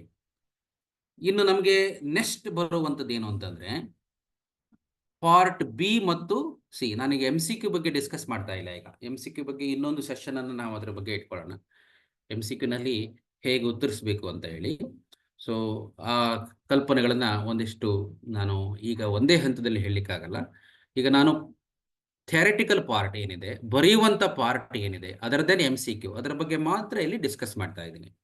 ಸೊ ಪಾರ್ಟ್ ಡಿ ಮತ್ತು ಈ ವಿಭಾಗವನ್ನ ಡಿಸ್ಕಸ್ ಮಾಡಿ ಅದರಲ್ಲಿ ಪ್ರಾಮುಖ್ಯವಾದ ಪ್ರಶ್ನೆಗಳು ಏನು ಅಂತ ಹೇಳಿದ್ದೀನಿ. ಜೊತೆಗೆ ಡಿಟರ್ಮಿನೆಂಟ್ಸ್ ಅಲ್ಲಿ ಹೀಗೆ ಬರುತ್ತೆ ಅಂತ ಏನಿಲ್ಲ. ಇದು ಈ ಪ್ರಶ್ನೆ ಕೂಡ ನೋಡಿ, ಇಲ್ಲಿ ನಾನು ಕೊಟ್ಟಿದ್ದೀನಿ, AB inverse = B inverse × A inverse ಅನ್ನುವಂತ ಪ್ರೂವ್ ಮಾಡುವಂತ ಪ್ರಶ್ನೆ, ಅದು ಕೂಡ ಮುಖ್ಯ ಇಲ್ಲಿ. ಸೊ ಅಂತ ಕೆಲವೊಂದು 3-4 ಪ್ರಶ್ನೆಗಳಿದೆ ಪುಸ್ತಕದಲ್ಲಿ. ಅದೇ ಮಾದರಿಯನ್ನು ಇಟ್ಕೊಂಡು ನೀವು ಪ್ರಾಕ್ಟೀಸ್ ಮಾಡ್ಬೋದು. ಸೊ ಒಟ್ಟಾರೆಯಾಗಿ ಒಂದು ಮಾದರಿ ಪ್ರಶ್ನೆ ಪತ್ರಿಕೆ ಸೊ 120 ಅಂಕಗಳಿಗೆ ಹೀಗಿರುತ್ತೆ. Relation functions, inverse trigonometric function, matrices, determinants, continuity ಎಲ್ಲ ಚಾಪ್ಟರ್ಗಳನ್ನ ಇಟ್ಕೊಂಡು ನೋಡಿ. ಡಿಸ್ಟ್ರಿಬ್ಯೂಷನ್ ಆಫ್ ಒಂದು ಕ್ವಶನ್ಗಳು ಹೇಗಿರ್ಬೋದು, MCQ ಒಂದು ಪ್ರಶ್ನೆ, ಯಾಕಂದ್ರೆ MCQ ಕೂಡ ಎಲ್ಲ ಚಾಪ್ಟರ್ ವೈಸ್ ವೈಟೇಜ್ ಅನ್ನ ಕೊಡಬೇಕಾಗಿರೋದ್ರಿಂದ ಯಾವುದನ್ನು ಬಿಡೋ ಹಾಗಿಲ್ಲ. ಅದು MCQ ಆಗಿರ್ಬೋದು ಅಥವಾ ಫಿಲ್ ಇನ್ ದ ಬ್ಲಾಂಕ್ಸ್ ಆಗಿರ್ಬೋದು. ಸೊ ಇವೆಲ್ಲ ಹಿನ್ನೆಲೆಯಲ್ಲಿ ಇಡೀ ಒಂದು ಮಾದರಿ ಪ್ರಶ್ನೆ ಪತ್ರಿಕೆ ಎಲ್ಲ ಒಂದು ಡಿಫರೆಂಟ್ ಡೈಮೆನ್ಷನ್ಸ್ಗಳಲ್ಲಿ ಚರ್ಚೆಯಾಗಿ ಈ ತರ ಡಿಸ್ಕಸ್ ಆಗಿ ಈ ತರದ ಒಂದು ರೂಪಗೊಳ್ಳುತ್ತೆ. ಅದರಲ್ಲಿ ಪಾರ್ಟ್ ಎ ವಿಭಾಗದಲ್ಲಿ 15+5 15 ಅಂಕಗಳು ಏನು ಪಾರ್ಟ್ ಎ ವಿಭಾಗದಲ್ಲಿ 15 ಅಂಕಗಳು ಏನಿದೆ ಇದು MCQ ಆಗಿರುತ್ತೆ, 5 ಫಿಲ್ ಇನ್ ದ ಬ್ಲಾಂಕ್ಸ್ ಆಗಿರುತ್ತೆ. ಅದು ಕಂಪಲ್ಸರಿ ಪಾರ್ಟ್, ಅಂದ್ರೆ ಅಲ್ಲಿ ಚಾಯ್ಸ್ ಅನ್ನೋದು ಇರೋದಿಲ್ಲ ಯಾವುದರಲ್ಲಿ 1 ಮಾರ್ಕ್ ಕ್ವಶನ್ಸ್ಗಳಲ್ಲಿ. ಮತ್ತೆ ಅದರಲ್ಲಿ ಈ ಕೆಲವೊಂದಿಷ್ಟು ಸ್ಟಿಮ್ಯುಲಸ್ ಬೇಸ್ಡ್ ಕ್ವಶನ್, ಈ ಪಾರ್ಟ್ ಎ ನಲ್ಲಿ ಒಂದು ಸ್ಟಿಮ್ಯುಲಸ್ ಬೇಸ್ಡ್ ಕ್ವಶನ್, ಅಂದ್ರೆ ಫಿಗರ್ ಕೊಟ್ಟಿರ್ತಾರೆ. ಈಗ ಫಿಗರ್ ಕೊಟ್ಟಿರ್ತಾರೆ, ಆ ಫಿಗರ್ ಅನ್ನ ನೋಡ್ಕೊಂಡು ಆನ್ಸರ್ ಮಾಡಬೇಕು. ಈಗ ಈಗ ನೋಡಿ, ಈಗ ಸಪೋಸ್ ಈಗ ಒಂದು ಗ್ರಾಫ್ ಅನ್ನು ಹೀಗೆ ಕೊಡ್ತಾರೆ ಅಂತ ಇಟ್ಕೊಳ್ಳೋಣ. ದಿಸ್ ಇಸ್ ದ ಗ್ರಾಫ್, ಹೇಗಿದೆ ಅಂತ ಇಟ್ಕೊಳ್ಳೋಣ, ಹೀಗಿದೆ. ಸೊ ಇದರಲ್ಲಿ ಏನು what is the point of inflection, ಇಲ್ಲಿ ಏನೋ x=0 ಅಂತ ಕೊಟ್ಟಿರ್ತಾರೆ, ಇಲ್ಲಿ 1 ಅಂತ ಕೊಟ್ಟಿರ್ತಾರೆ ಅಂತ ಇಟ್ಕೊಳ್ಳೋಣ. 1 ಇದು x=-1 ಅಂತ ಹೀಗೆ. ಸೊ ಇದರಲ್ಲಿ point of inflection of the graph ಯಾವುದು? ನಿಮ್ಮ ಮಾಡೆಲ್ ಪೇಪರ್ ನಲ್ಲಿ ಡಿಫರೆಂಟ್ ಆಗಿದೆ. Point of the inflection of the given graph is ಈ ತರ. ಸೊ ಇದನ್ನ ನೋಡ್ಬೇಕು. ಕೆಲವೊಮ್ಮೆ ಈ ಇದು ಒಂದು ರೀತಿಯ ಇದು ಫಿಗರ್ ಬೇಸ್ಡ್ ಕ್ವಶನ್, ಅಂದ್ರೆ ನಾವು ಫಿಗರ್ ಅನ್ನ ನೋಡ್ಕೊಂಡು ಉತ್ತರಿಸ್ಬೇಕು. ಈಗ ಸಪೋಸ್ ಈಗ ಫಂಕ್ಷನ್ ಹೀಗಿರುತ್ತೆ, ಈ ತರ ಒಂದು ಫಂಕ್ಷನ್ ಇರುತ್ತೆ, ಇದು y=2x, ಇದು ಫಿಗರ್ ಇದೆ. ಹಾಗಾದ್ರೆ ಈ ಫಂಕ್ಷನ್ ಏನಾಗಿದೆ? f is a function from r to r, ಇದೊಂದು ಗ್ರಾಫ್ ಇದೆ, y=2x.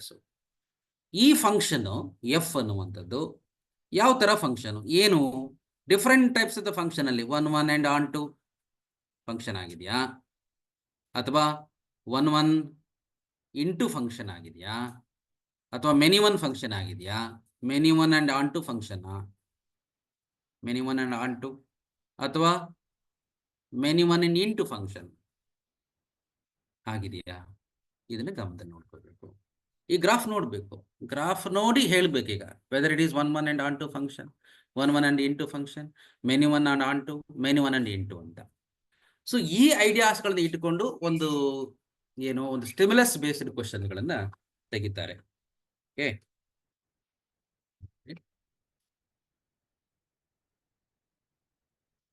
Hello,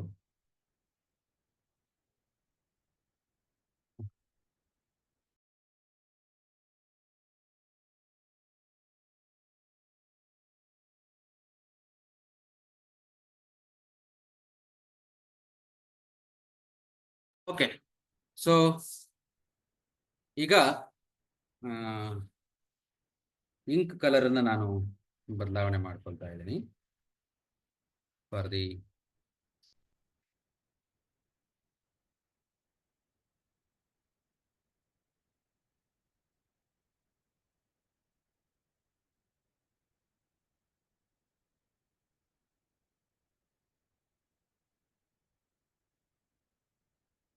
okay. ಸೊ ಈಗ ಇದು ಕಾಣಿಸ್ತಿದೆ ಅಂತ ಅನ್ಕೊಳ್ತೀನಿ. ಈಗ ಮತ್ತೊಮ್ಮೆ ಈಗ MCQನ ಡಿಸ್ಕಸ್ ಮಾಡ್ತಾ ಇದ್ದೀನಿ. ಈಗ ನೋಡಿ,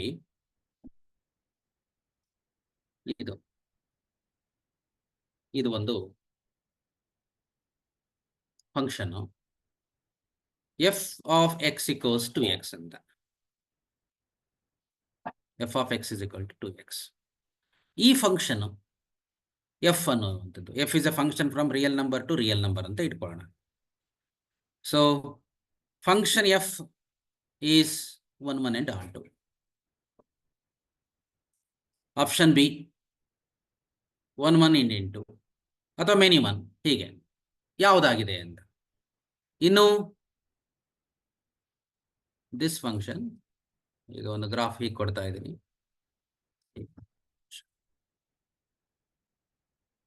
Point of inflection of the graph is, what is the point of inflection? Point of inflection. ಇವೆಲ್ಲ ಈ ಗ್ರಾಫ್ ಅನ್ನ ನೋಡಿಕೊಂಡು ಡಿಸೈಡ್ ಮಾಡುವಂತ ಪ್ರಶ್ನೆಗಳು. ಇದರಲ್ಲಿ ಇದು ಸ್ಟಿಮ್ಯುಲಸ್ ಬೇಸ್ಡ್ ಕ್ವಶನ್ಗಳಾಗಿರುತ್ತೆ. ಅಂದ್ರೆ ಆ ಗ್ರಾಫ್ ನೋಡಿಕೊಂಡು ನಾವು ಒಂದು ಕನ್ಕ್ಲೂಷನ್ ಬರಬೇಕು. ಕೆಲವೊಮ್ಮೆ ಏನಾಗಿರುತ್ತೆ, ಕೆಲವು ಕ್ವಶನ್ಗಳು ಒಂದು ಸ್ಟೇಟ್ಮೆಂಟ್ಸ್ ಕೊಡ್ತಾರೆ, ಸ್ಟೇಟ್ಮೆಂಟ್ ಕೊಟ್ಟಿರ್ತಾರೆ. Statement 1 some question, statement question every differentiable function is continuous. Statement 2 every continuous function is differentiable. C, every differential function is continuous. ಒಂದು ಸರಳವಾದ ಉದಾಹರಣೆ ಕೊಡ್ತಾ ಇದ್ದೇನೆ. And statement 2 every continuous function is differentiable. Every continuous function is differentiable ಅಂತ ಈಗ. So statement 1 ಮತ್ತೆ statement 2, so ಇದರಲ್ಲಿ ಇದೇ ಆನ್ಸರ್ಗಳನ್ನು ಹೇಗೆ ಕೊಡ್ಬೋದು, ಆಪ್ಷನ್ಸ್ ಅನ್ನ. Statement 1 is true, statement 2 is true, both statement or false, ಅಥವಾ ಹೀಗೆ. ಅಥವಾ ಇದೇ ಒಂದು ಕಾನ್ಸೆಪ್ಟ್ ಅನ್ನು ಮಾಡಿಫೈ ಮಾಡಿ statement 1 is true and statement 2 is the correct explanation for the statement 1, ಈ ತರ.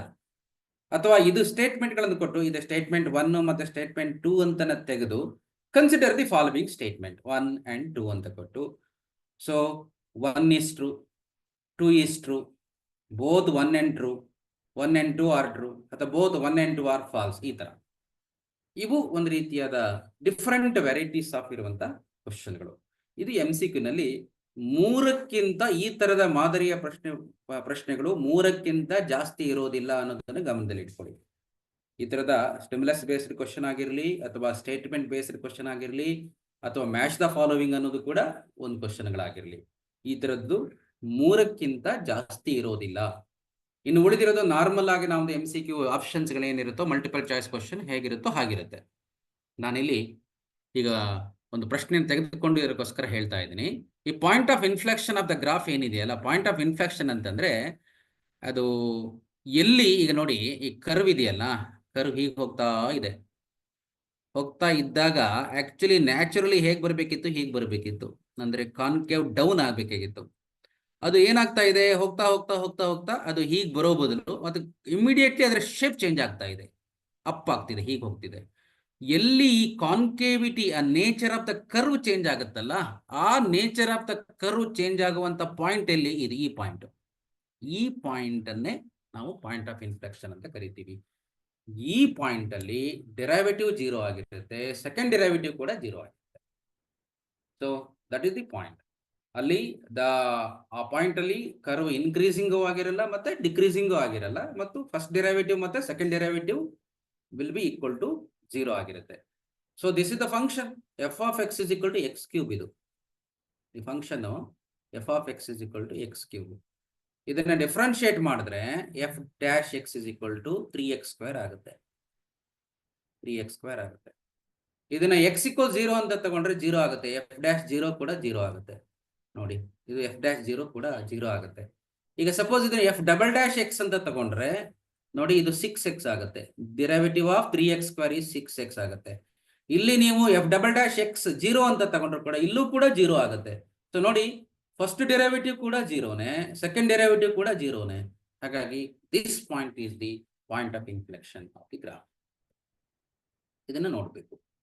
So the point where the first derivative and second derivative 0, where the shape of the curve changes. ಹಾಗಂತ ನಾವು ಎಲ್ಲದನ್ನು ಕೂಡ ಹಾಗೆ ನೋಡೋಕ್ಕಾಗಲ್ಲ. ಅದು ನೀವು ಮಾದರಿ ಪ್ರಶ್ನೆ ಪತ್ರಿಕೆಯಲ್ಲಿ ಒಂದು ವಿಭಿನ್ನವಾದ ಒಂದು ಪಿಕ್ಚರ್ ಇದೆ ನೋಡಿ, ಅಲ್ಲೂ ಕೂಡ ಒಂದು ಪಾಯಿಂಟ್ ಆಫ್ ಇನ್ಫ್ಲೆಕ್ಷನ್ ಕೇಳಿದ್ದಾರೆ, ಅದು ಡಿಫರೆಂಟ್ ಆನ್ಸರ್ಸ್ ಕೊಡುತ್ತೆ. ಸೊ ಇದನ್ನೆಲ್ಲ ಗಮನದಲ್ಲಿ ಇಟ್ಕೊಂಡು ನಾವು ಏನು ಒಂದು ಕಾನ್ಸೆಪ್ಚುಯಲ್ ಅಂಡರ್ಸ್ಟ್ಯಾಂಡಿಂಗ್ ಇದ್ದಾಗ ನಮಗೆ ಇವೆಲ್ಲ ಪ್ರಶ್ನೆಗಳನ್ನ ಉತ್ತರಿಸಲಿಕ್ಕೆ ಸಾಧ್ಯ. ಇವತ್ತು ಸ್ಪರ್ಧಾತ್ಮಕ ಪರೀಕ್ಷೆಗಳಲ್ಲಿ ಇಂತಹ ಮಾದರಿಯಾದ ಪ್ರಶ್ನೆಗಳನ್ನೇ ಕೇಳ್ತಾರೆ. ಅಂದ್ರೆ ನಾವು ಎಷ್ಟರ ಮಟ್ಟಿಗೆ ನಾವು ಚೆನ್ನಾಗಿ ಅರ್ಥ ಮಾಡ್ಕೊಂಡಿದೀವಿ ಸಬ್ಜೆಕ್ಟ್ ಅನ್ನ, ಅಷ್ಟರ ಮಟ್ಟಿಗೆ ನಾವು ಇವುಗಳನ್ನೆಲ್ಲ ಉತ್ತರಿಸಬಹುದು ಅಂತ. ಹಾಗೆ ಇದು ಈಗ ನೀವು ಇದನ್ನು ನೋಡಿಲ್ಲ ಅಂತಲ್ಲ, f of x is equal to 2x function. ಇದು f is a function from R to R ಆಗಿದ್ರೆ ಫಂಕ್ಷನ್ 1 ಆಗಿರುತ್ತೆ. ನೋಡಿ, ಯಾವುದೇ ಫಂಕ್ಷನ್ ನೋಡಿ, ಈಗ ನೋಡಿ ದಿಸ್ ಫಂಕ್ಷನ್, ಈಗ ನೋಡಿ ಒಂದು ಇದೊಂದು ಹೀಗೆ ಗ್ರಾಫ್ ಅಂತ ತಗೊಳ್ಳೋಣ. ಇದೊಂದು ಗ್ರಾಫ್ ಹೀಗಿದೆ, ದಿಸ್ ಇಸ್ ಎ ಗ್ರಾಫ್. ಇದು ಫಂಕ್ಷನ್ ಯಾವುದೇ ಒಂದು ಸ್ಟ್ರೈಟ್ ಲೈನ್ ಅನ್ನ ಒಂದು ಪ್ಯಾರಲಲ್ ಟು ಎಕ್ಸ್ ಆಕ್ಸಿಸ್ಗೆ ಡ್ರಾ ಮಾಡಿದ್ರೆ ಹೀಗೆ ನೋಡಿ, ಇಲ್ಲಿ ಈ ಫಂಕ್ಷನ್ಗೆ ಕೂಡ ಡ್ರಾ ಮಾಡ್ತಾ ಇದ್ದೀನಿ. ಒಂದು ಪ್ಯಾರಲಲ್ ಟು ಎಕ್ಸ್ ಆಕ್ಸಿಸ್ಗೆ ಡ್ರಾ ಮಾಡಿದ್ರೆ ಇಫ್ ದ ಫಂಕ್ಷನ್ ಇದು ಇದೇನಿದೆ ಈ ಸ್ಟ್ರೈಟ್ ಲೈನ್ ಈ ಪಾಯಿಂಟ್ ಇದೆಯಲ್ಲ ಇದು crosses exactly at one point. But ಇಲ್ಲಿ ಏನಾಗಿದೆ ನೋಡಿ, ಇಫ್ ದಿಸ್ ಇದು ಸ್ಟ್ರೈಟ್ ಲೈನ್ ಕ್ರಾಸಸ್ 2 ಪಾಯಿಂಟ್ಸ್ ಅಲ್ಲಿ, ಯಾವಾಗ ಒಂದು ಸ್ಟ್ರೈಟ್ ಲೈನು ಎಕ್ಸ್ ಆಕ್ಸಿಸ್ಗೆ ಪ್ಯಾರಲ್ ಆಗಿರುವಂತ ಒಂದು straight line exactly at 1 point ಅಲ್ಲಿ ಕ್ರಾಸ್ ಆಗಿರುತ್ತೋ ಆ ಫಂಕ್ಷನ್ ಏನಾಗಿರುತ್ತೆ, 1 1 ಆಗಿರುತ್ತೆ. 2 ಪಾಯಿಂಟ್ಸ್ ಅಲ್ಲಿ ಕ್ರಾಸ್ ಆದ್ರೆ ಮೆನಿ 1 ಆಗಿರುತ್ತೆ. ಇದು ಮುಖ್ಯವಾಗಿ ಗಮನಿಸಬೇಕು. ಇದು ಮೆನಿ 1 ಫಂಕ್ಷನ್. ಯಾಕೆ ಅಂತಂದ್ರೆ ಈಗ ನೋಡಿ ಯಾಕಾಗತ್ತೆ ಅಂತಂದ್ರೆ, ಈಗ ಸಪೋಸ್ ಈಗ ಇದು y = x² ಗ್ರಾಫ್, ಇದು y = x² graph f of x. ಇಲ್ಲಿ ಇದು -2, ಇದು 2, x = 2 ಗ್ರಾಫ್. ಈಗ 2ಗೆ ಕೂಡ 4 ಬರುತ್ತೆ. ಇಲ್ಲಿ ನೋಡಿ ಇದು 2, 4, y ಕೋಆರ್ಡಿನೇಟ್ ಕೂಡ 4 ಆಗುತ್ತೆ. ಇಲ್ಲಿ -2, 4, ಸೊ y ಕೋಆರ್ಡಿನೇಟ್ 4 ಆಗುತ್ತೆ. ವ್ಯಾಲ್ಯೂ y ಕೋಆರ್ಡಿನೇಟ್ ಅಂದ್ರೆ 2 different values have same y coordinate ಅಂದ್ರೆ same image. So that will be the very one function. But ಇಲ್ಲಿ ಹಂಗಾಗಲ್ಲ, ಇದು ಸ್ಟ್ರೈಟ್ ಲೈನ್, ಇಲ್ಲಿ ಒಂದೇ ಪಾಯಿಂಟ್ಗೆ ಒಂದೇ ಇರುತ್ತೆ. So that is 1 1 function. ಯಾವಾಗ ಆನ್ ಟು ಅನ್ನೋದನ್ನ ಹೇಗೆ ಡಿಸೈಡ್ ಮಾಡೋದು? ಒಂದು ವೇಳೆ ಫಂಕ್ಷನ್ ಆರ್ ಟು ಆರ್ ಆಗಿದ್ರೆ, real number to real number ಆಗಿದ್ರೆ, if the graph of the function spreads above the axis and below the axis, ಅಂದ್ರೆ ಮೇಲ್ಗಡೆನೂ ಗ್ರಾಫ್ ಇದ್ದು ಕೆಳಗಡೆನೂ ಗ್ರಾಫ್ ಇದ್ರೆ, ಎಕ್ಸ್ಟೆಂಡ್ ಆಗಿದ್ರೆ, ಅಂತ ಗ್ರಾಫ್ ಅನ್ನ ನಾವು ಆನ್ ಟು ಫಂಕ್ಷನ್ ಅಂತ ಕರಿತೀವಿ. If the function is defined from R to R ಆಗಿದ್ರೆ ಮಾತ್ರ. ಒಂದು ವೇಳೆ ಈಗ ನೋಡಿ ಇದು ಗ್ರಾಫ್ ಇದೆಯಲ್ಲ, ಇದು ಈ ಗ್ರಾಫ್ ಏನಿದೆಯಲ್ಲ, ಈ ಗ್ರಾಫು ನೋಡಿ, ಈ function above the X axis ಇದೆ, ಸ್ಪ್ರೆಡ್ ಆಗಿಲ್ಲ ಕೆಳಗಡೆಗೆ, ಅಂದ್ರೆ ಬಿಲೋ ದ ಎಕ್ಸ್ ಆಕ್ಸಿಸ್ ಇಲ್ಲ.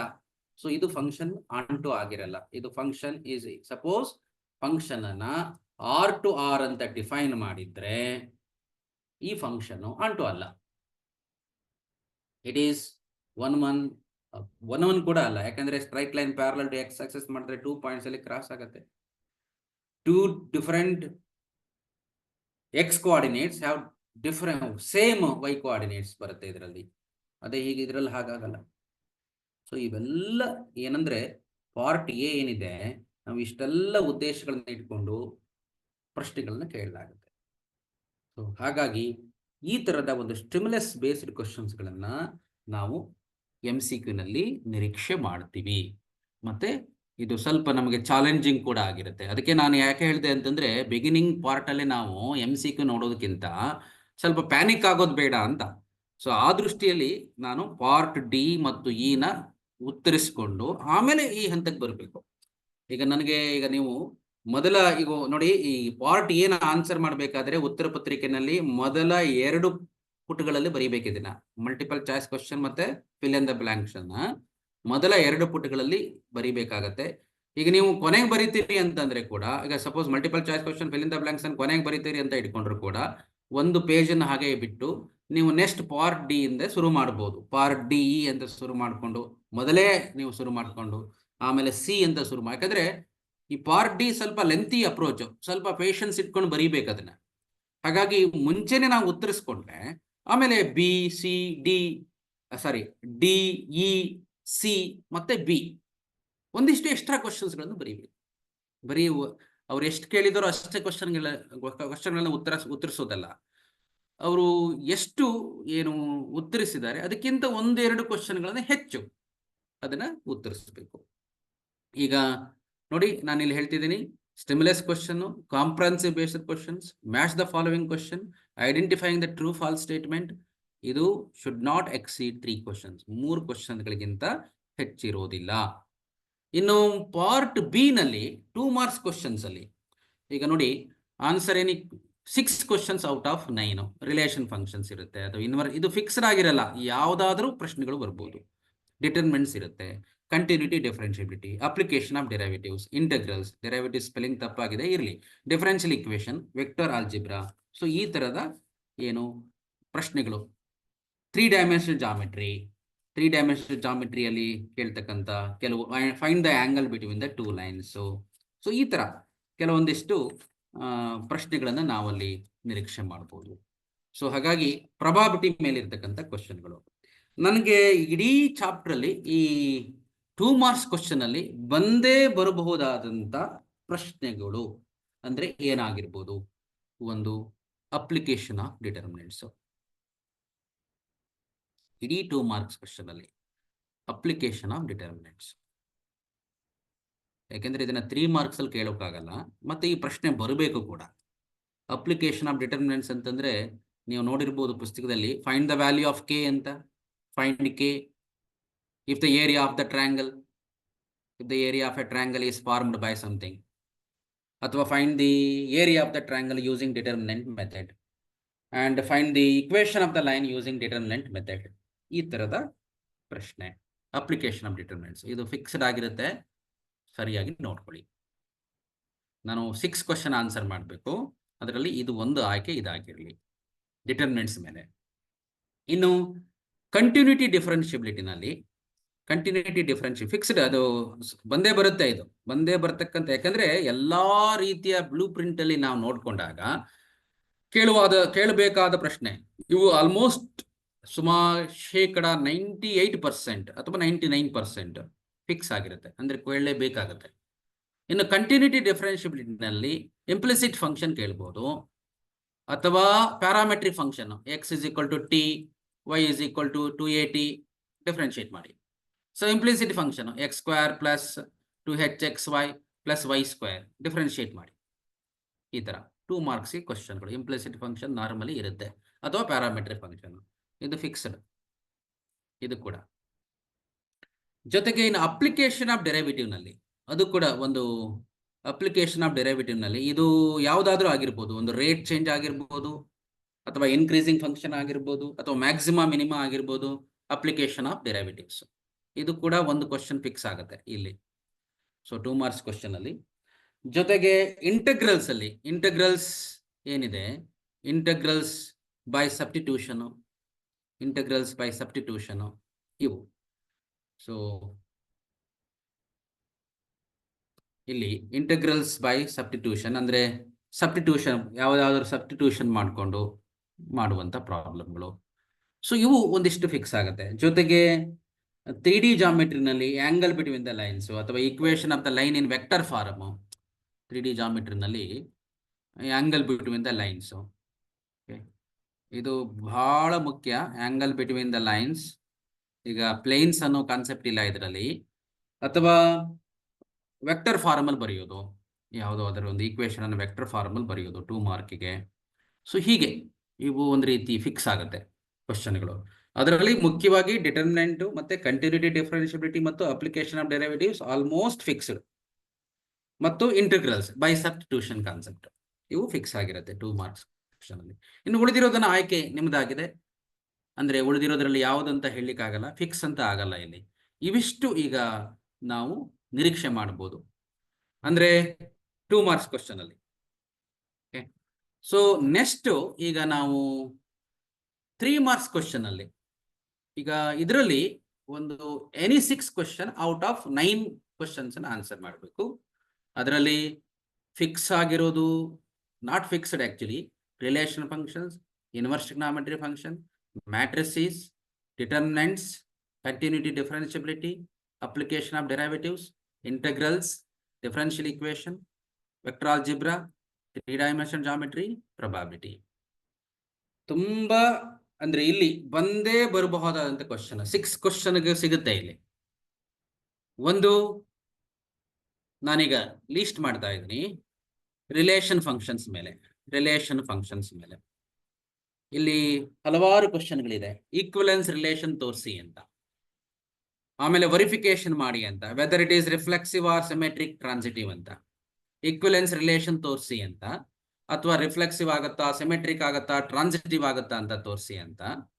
ಇನ್ನು ಎರಡನೇ ಆಯ್ಕೆ ಡಿಫರೆನ್ಶಿಯೇಷನ್ ಅಲ್ಲಿ, ಕಂಟಿನ್ಯೂಟಿ ಡಿಫರೆನ್ಷಿಯಬಿಲಿಟಿ ಅಲ್ಲಿ, ಕಂಟಿನ್ಯೂಟಿಗಿಂತ ಡಿಫರೆನ್ಶಿಯೇಷನ್ ಅಲ್ಲಿ, ಅದರಲ್ಲಿ ಯಾವುದು, ಅದೇ ಲಾಗರಿಥಮಿಕ್ ಡಿಫರೆನ್ಶಿಯೇಷನ್ ಅಥವಾ ಪ್ಯಾರಾಮೆಟ್ರಿಕ್ ಡಿಫರೆನ್ಶಿಯೇಷನ್. ಪ್ಯಾರಾಮೆಟ್ರಿಕ್ ಡಿಫರೆನ್ಶಿಯೇಷನ್ ಇದು ಒಂದು ಆಯ್ಕೆ. ಅಥವಾ ಸೆಕೆಂಡ್ ಆರ್ಡರ್ ಡೆರಿವೇಟಿವ್ ಕೂಡ ಕೇಳಬಹುದು. ವೆರಿ ಇಂಪಾರ್ಟೆಂಟ್ ಈ 3 ಕಾನ್ಸೆಪ್ಟ್ ಏನಿದೆ ಡಿಫರೆನ್ಶಿಯೇಷನ್ ಅಲ್ಲಿ, ಲಾಗರಿಥಮಿಕ್ ಡಿಫರೆನ್ಶಿಯೇಷನ್ ಅಥವಾ ಸೆಕೆಂಡ್ ಆರ್ಡರ್ ಡೆರಿವೇಟಿವ್, ಇದು ಕೂಡ ಆಗ್ಬೋದು. ಇದು ಡಿಫರೆನ್ಶಿಯೇಷನ್ ಅಲ್ಲಿ ಇದು ಇವಿಷ್ಟು ಇಂಪಾರ್ಟೆಂಟ್ 2 ಆಯ್ಕೆಗಳಾಯಿತು ಪಾರ್ಟ್ ಸಿ. ಜೊತೆಗೆ ಅಪ್ಲಿಕೇಶನ್ ಆಫ್ ಡೆರಿವೇಟಿವ್ಸ್ ಇವೆಲ್ಲ ನೋಡಿ ತುಂಬಾ ಮುಖ್ಯ. ಅಪ್ಲಿಕೇಶನ್ ಆಫ್ ಡೆರಿವೇಟಿವ್ ನಲ್ಲಿ ಅಲ್ಲಿ ಮುಖ್ಯವಾಗಿ ವೆರಿ ಇಂಪಾರ್ಟೆಂಟ್ ಅಂದ್ರೆ ಇನ್ಕ್ರೀಸಿಂಗ್ ಡಿಕ್ರೀಸಿಂಗ್ ಫಂಕ್ಷನ್ ಮತ್ತು ಮ್ಯಾಕ್ಸಿಮಮ್ ಮಿನಿಮಮ್ ತುಂಬಾ ಮುಖ್ಯ. ಈಗೇನು ರೇಟ್ ಚೇಂಜ್ ಅನ್ನೋದು 2 ಮಾರ್ಕಿಗೆ ಹೋಗ್ಬೋದು ಅಥವಾ MCQ ಹೋಗ್ಬೋದು ಅದು. ಸೊ ಇಲ್ಲಿ ಆಕ್ಚುಲಿ ನೋಡಿ ಇವಿಷ್ಟು ಇಂಪಾರ್ಟೆಂಟ್. ಈಗ ಅಪ್ಲಿಕೇಶನ್ ಆಫ್ ಡೆರಿವೇಟಿವ್ ನಲ್ಲಿ 5 ಮಾರ್ಕಲ್ಲಿ ಕ್ವಶನ್ ಬರಲ್ಲ. ಹಾಗಾಗಿ ಕೆಲವು ಕ್ವಶನ್ಗಳನ್ನ ನ್ಯಾಚುರಲಿ ಬಿಟ್ಬಿಡ್ಬೋದು, ಕೆಲವು ದೊಡ್ಡ ಕ್ವಶನ್ಸ್ಗಳನ್ನ ಬಿಟ್ಬಿಡ್ಬೋದು. ಅಥವಾ ಕೋನ್ ಪ್ರಾಬ್ಲಮ್ ಇರುತ್ತೆ application of derivatives. Application of derivative rate change ನಲ್ಲಿ ರೆಕ್ಟಾಂಗಲ್ ಪ್ರಾಬ್ಲಮ್ ನೋಡ್ಕೊಳ್ಳಿ, ಸ್ಪಿಯರ್ ಪ್ರಾಬ್ಲಮ್ ನೋಡ್ಕೊಳ್ಳಿ, ಮತ್ತೆ ಸರ್ಕಲ್ ಪ್ರಾಬ್ಲಮ್ ನೋಡ್ಕೊಳ್ಳಿ. ಸೊ ಹಾಗೆ ಈ ತರದ ಕೆಲವು ಸಿಂಪಲ್ ಆಗಿರೋ ಕ್ವಶನ್ಸ್ಗಳನ್ನ ನೋಡ್ಕೊಳ್ಳಿ ರೇಟ್ ಚೇಂಜ್ ಅಲ್ಲಿ. ಇದರಲ್ಲಿ ಇನ್ಕ್ರೀಸಿಂಗ್ ಡಿಕ್ರೀಸಿಂಗ್ ಫಂಕ್ಷನ್ ಅಲ್ಲಿ find the interval in the function is increasing or decreasing. Maximum ಮಿನಿಮದಲ್ಲಿ finding the maximum value minimum value, ಅಥವಾ find the 2 numbers if the sum is something and product is maximum. ಈ ತರದ ಕೆಲವು ಕ್ವಶನ್ಗಳನ್ನ ನೋಡ್ಕೋಬೇಕು. ತುಂಬಾ ಸರಳವಾಗಿದೆ application of derivatives, that we can do. ಜೊತೆಗೆ ಇನ್ನು 4ನೇದು ಇಂಟೆಗ್ರಲ್ಸ್. ಇಲ್ಲೂ ಕೂಡ ನಾವು ಎಕ್ಸ್ಪೆಕ್ಟ್ ಮಾಡ್ಬೋದು. ಒಂದು ಪಾರ್ಷಿಯಲ್ ಫ್ರಾಕ್ಷನ್ಸ್ ಬರ್ಬೋದು, ಅದು 2 ಮಾರ್ಕ್ಸಿಗೂ ಬರ್ಬೋದು ಪಾರ್ಷಿಯಲ್ ಫ್ರಾಕ್ಷನ್ಸ್, ಅಥವಾ ಬೈ ಸಬ್ಸ್ಟಿಟ್ಯೂಷನ್ ಕೂಡ ಬರ್ಬೋದು ಇಲ್ಲಿ, ಅಥವಾ ಇಂಟಗ್ರೇಷನ್ ಬೈ ಪಾರ್ಟ್ಸ್ ಬರ್ಬೋದು. ಇಂಟಗ್ರೇಷನ್ ಬೈ ಪಾರ್ಟ್ಸ್ ಅಂದ್ರೆ integral of tan inverse x ಇದು ಈ ತರ. ಅಥವಾ ಈ concept e⁻x f x plus f'(x) ಇದ್ರ ಮೇಲಿನ ಇರತಕ್ಕಂಥ ಪ್ರಾಬ್ಲಮ್ 3 ಮಾರ್ಕಿಗೆ. ಇಂಟಗ್ರೇಷನ್ ಬೈ ಪಾರ್ಷಿಯಲ್ ಫ್ರಾಕ್ಷನ್ ಇದು ಒಂದು ವೇಳೆ integration by partial fraction 2 marks ಕೊಟ್ರೆ ಇದು ಬರ್ಬೋದು, ಇದು ಅಥವಾ ಇಂಟಗ್ರೇಷನ್ ಬೈ ಪಾರ್ಟ್ಸ್ ಬರ್ಬೋದು. ಒಟ್ಟಾರೆ integration by parts, this e⁻x f(x) f'(x) ಮತ್ತು partial fractions very very important than substitution. ಇಲ್ಲಿ ಆ ಯೂನಿಟ್ನ ಕೆಲವು ಕಾನ್ಸೆಪ್ಟ್ಗಳನ್ನ ನಾವು ನಿರೀಕ್ಷೆ ಮಾಡ್ಬೋದು. ಇನ್ನು ವೆಕ್ಟರ್ ಅಲ್ಲಿ ಅದು ಬಂದೇ ಬರುತ್ತೆ. ಇಲ್ಲಿ ವೆಕ್ಟರ್ ಅಲ್ಲಿ ಇನ್ನು ನೆಕ್ಸ್ಟ್ ಕಾನ್ಸೆಪ್ಟ್ ವೆಕ್ಟರ್ 5ನೇ ಕ್ವಶನ್. ಇದು ನಾನು 6 ಕ್ವಶನ್ ಆನ್ಸರ್ ಮಾಡ್ಬೇಕಲ್ವಾ. ಸೊ ಈಗ 5ನೇ ಕ್ವಶನ್ ಆಗಿ ತಗೊಂಡಿದ್ದೀನಿ. ವೆಕ್ಟರ್ ಸೆಕ್ಷನ್ ಫಾರ್ಮುಲಾ ಡಿರೈವ್ ಮಾಡಿ ಅಂತ ಕೊಡ್ಬೋದು.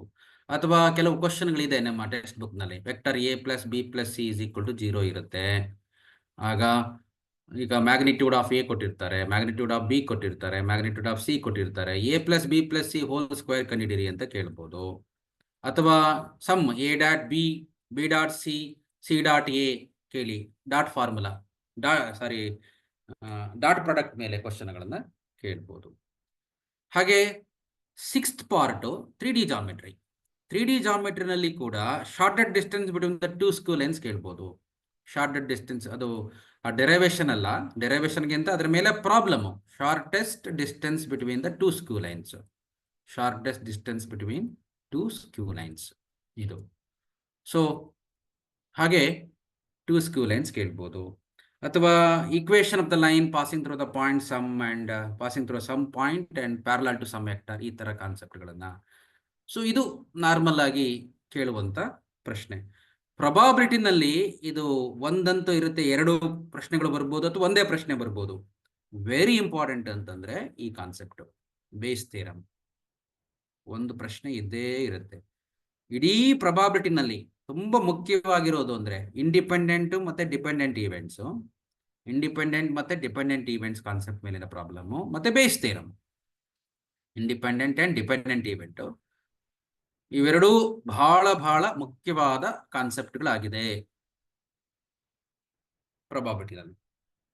ಗಮನಿಸಿ, ನಾನೀಗ ಇನ್ವರ್ಸ್ ಟ್ರಿಗ್ನಾಮೆಟ್ರಿ ಫಂಕ್ಷನ್ ಕೂಡ ಒಂದು ಈಸಿ ಚಾಪ್ಟರ್ ಅದು. ಈಗ ಸಿಂಪ್ಲೆಸ್ಟ್ ಫಾರ್ಮ್ ಬರೀರಿ ಅಂತ, ಅಥವಾ ಪ್ರೂವ್ ಮಾಡಿ ಅಂತ, ಯಾವುದೋ ಒಂದು ಪ್ರಾಪರ್ಟಿನ ಪ್ರೂವ್ ಮಾಡಿ ಅಂತ. ಸೊ ಈ ತರದ ಕೆಲವು ಕಾನ್ಸೆಪ್ಟ್ಗಳು ಕೂಡ ಸರಳವಾಗಿದೆ. ಅದನ್ನು ಬಿಟ್ಟು ನಾನು ಈಗ ಹೇಳ್ತಾ ಇದ್ದೀನಿ. ಸೊ ಪಾರ್ಟ್ ಸಿ ನಲ್ಲಿ ಇವು ಒಂದಿಷ್ಟು ಕ್ವಶನ್ಗಳು ಡೆಫಿನೆಟ್ ಆಗುತ್ತೆ. ನೀವು ಇಡೀ 3 ಮಾದರಿ ಪ್ರಶ್ನೆ ಪತ್ರಿಕೆನಲ್ಲೂ ಕೂಡ ಈ ಎಲ್ಲಾ ಪ್ರಶ್ನೆಗಳು ಕೂಡ ಎಲ್ಲಾ ಚಾಪ್ಟರ್ಸ್ಗಳು ಕೂಡ ರಿಪೀಟ್ ಆಗಿದೆ. ಸೊ ಅದನ್ನು ಗಮನದಲ್ಲಿ ಇಟ್ಕೊಂಡು ನಾವು ಉತ್ತರಿಸಬೇಕಾಗತ್ತೆ. ಸೊ ಹಾಗೆ ಈ ದೃಷ್ಟಿನಲ್ಲಿ ನಾನೀಗ ಇಡೀ ಏನು ಪ್ರಶ್ನೆ ಪತ್ರಿಕೆಯನ್ನ ತೆಗೆದುಕೊಂಡಾಗ ಪಾರ್ಟ್ ಸಿ, ಬಿ ಮತ್ತು ಡಿ, ಇ ವಿಭಾಗಗಳನ್ನ ಒಂದು ಹೇಗೆ ಬರಬಹುದು ದೆನ್ ಪಾರ್ಟ್ ಎ. ಪಾರ್ಟ್ ಎಗೆ ಬೇಕಾದ್ರೆ ಇನ್ನೊಮ್ಮೆ ನೋಡೋಣ, ವಿಸ್ತೃತವಾಗಿ ಚರ್ಚೆ ಮಾಡೋಣ. ಪಾರ್ಟ್ ಎ ಈಗ ಇಷ್ಟನ್ನು ಮಾತ್ರ ಡಿಸ್ಕಸ್ ಮಾಡ್ತಾ ಇದ್ದೇನೆ. ಸೊ ಮಾಡಿದ್ದೇನೆ. ಈಗ ನೋಡಿ, ಇಡೀ ಕಾನ್ಸೆಪ್ಟ್ಗಳಲ್ಲಿ ನೋಡಿ ಇಷ್ಟನ್ನೇ ಓದ್ಕೊಂಡ್ರೆ, ಈಗ ನಾನು ಡಿಸ್ಕಸ್ ಮಾಡ್ತಿರೋದು relation functions, inverse trigonometry function ಮತ್ತು ಮ್ಯಾಟ್ರಿಸೀಸ್ ಅನ್ನ ಇಷ್ಟನ್ನೇ ಡಿಟರ್ಮಿನೆಂಟ್ಸ್ ಅನ್ನು ಓದ್ಕೊಂಡ್ರೆ 36 ಅಂಕಗಳು ಬರುತ್ತೆ.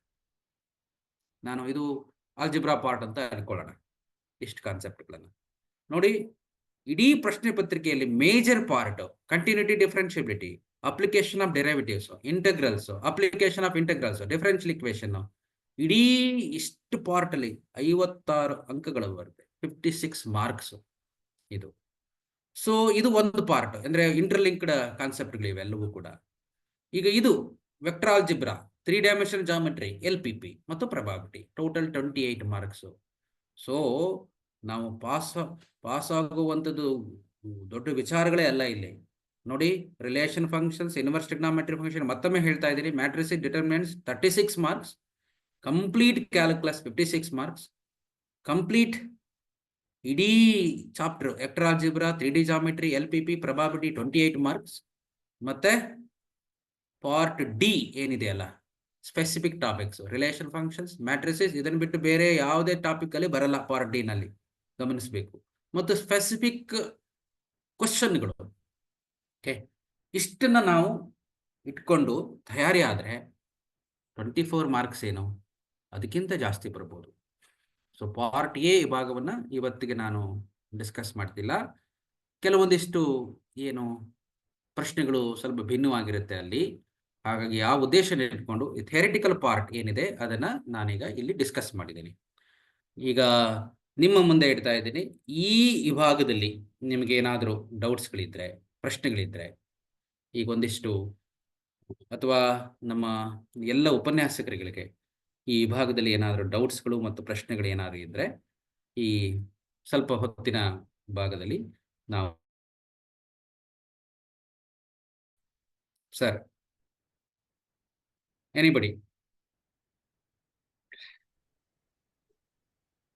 ಸೊ ನೀವು ಯಾರಾದರೂ ಪ್ರಶ್ನೆಗಳನ್ನು ಕೇಳೋರಿದ್ರೆ ಅಥವಾ ಇದಕ್ಕೆ ಏನಾದರೂ ಸಂಬಂಧಪಟ್ಟ ಹಾಗೆ ಏನಾದರೂ ಪ್ರಶ್ನೆಗಳನ್ನು ಕೇಳೋದಿದ್ರೆ ನಾನು ಉತ್ತರಿಸಲಿಕ್ಕೆ ತಯಾರಾಗಿದ್ದೀನಿ. ಸರ್ ನಮಸ್ತೆ ಸರ್. ಹೇಳಿ ಸರ್, ಹೇಳಿ. ಸರ್ ಪಾರ್ಟಿಯಲ್ಲಿ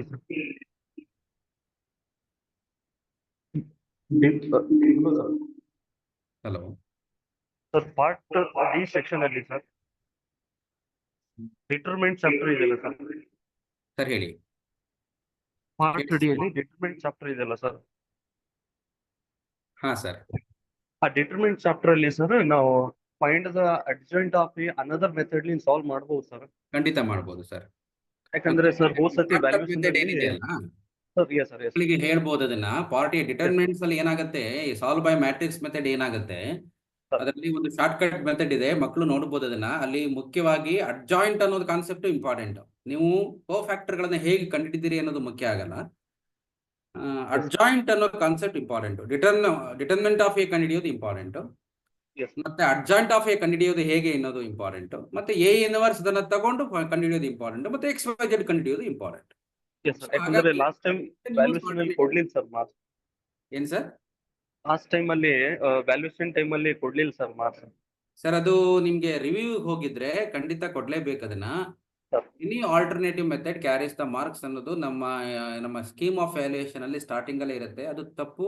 ಒಂದು ವೇಳೆ ಅದು ರಿವ್ಯಾಲ್ಯೂಯೇಷನ್ ಹಾಕಿದ್ರೆ ಅದು ಬಂದೇ ಬರುತ್ತೆ sir. It is not correct. I cannot agree with the valuation. ಯಾಕೆಂತಂದ್ರೆ ಅದು ನಮಗೆ ಮಾರ್ಕ್ಸ್ ವೈಟೇಜ್ ಇರೋದು ನಿಮಗೆ ಅಡ್ಜಾಯಿಂಟಿಗೆ ಮಾತ್ರ ಇರೋದು. ಹೇಗೆ ಕಂಡಿಡ್ತೀರಿ ಅನ್ನೋದು ಮುಖ್ಯ ಅಲ್ಲ. That can be accepted sir, that should be accepted. Thank you, thank you sir.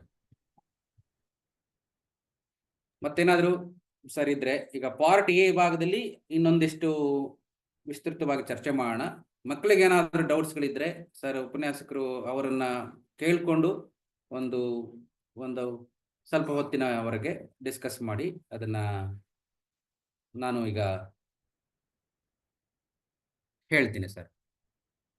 ಈಗ ಮ್ಯಾಟ್ರಿಕ್ಸ್ ಅಲ್ಲಿ ನೀವು ಚೇಂಜ್ ಮಾಡಿ ವ್ಯಾಲ್ಯೂಸ್ಗಳನ್ನ ಬದಲಾವಣೆ ಮಾಡಿ ಮಾಡ್ಬೋದು. ಅಂದ್ರೆ ಈಗ ಮಕ್ಕಳಿಗೆ ಒಂದಿಷ್ಟು ಪ್ರಾಕ್ಟೀಸ್ ಮಾಡಿ, ವರ್ಷ ಅನ್ನೋರು ಯಾರೋ ಇಲ್ಲಿ ಚಾರ್ಟ್ ಮಾಡಿದ್ದಾರೆ, ವ್ಯಾಲ್ಯೂಸ್ ಮ್ಯಾಟ್ರಿಕ್ಸ್ ಅಲ್ಲಿ ಬದಲಾವಣೆ ಆಗ್ಬೋದು. ಓಕೆ, ವ್ಯಾಲ್ಯೂಸ್ಗಳು ಬದಲಾವಣೆ ಆಗಿ ಅದನ್ನು ನೀವು ಆನ್ಸರ್ ಪುಸ್ತಕದಲ್ಲಿ ಇರಬೇಕು ಅಂತ ಏನಿಲ್ಲ ಅದು. ಹಾಗಾಗಿ ಅದು ಪ್ರಯತ್ನ ಆಗ್ಬೇಕು, ಅದು ಕೂಡ ಅಷ್ಟೇ.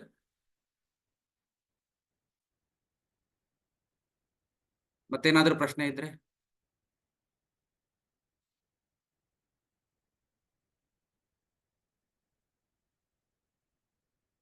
ಇಲ್ಲಿ ವೈಟ್ ಇಂಕ್ ನಾನು ಬದಲಾಯಿಸಿದ್ದೀನಿ, ಬಟ್ ಬರೆದಿರೋದು ಕಡಿಮೆ, ಹೇಳಿರೋದು ಜಾಸ್ತಿ ಇದೆ. ನಾನು PPT ನಲ್ಲಿ ತೋರಿಸಿದ್ದೀನಿ. ಸೊ ಜೊತೆಗೆ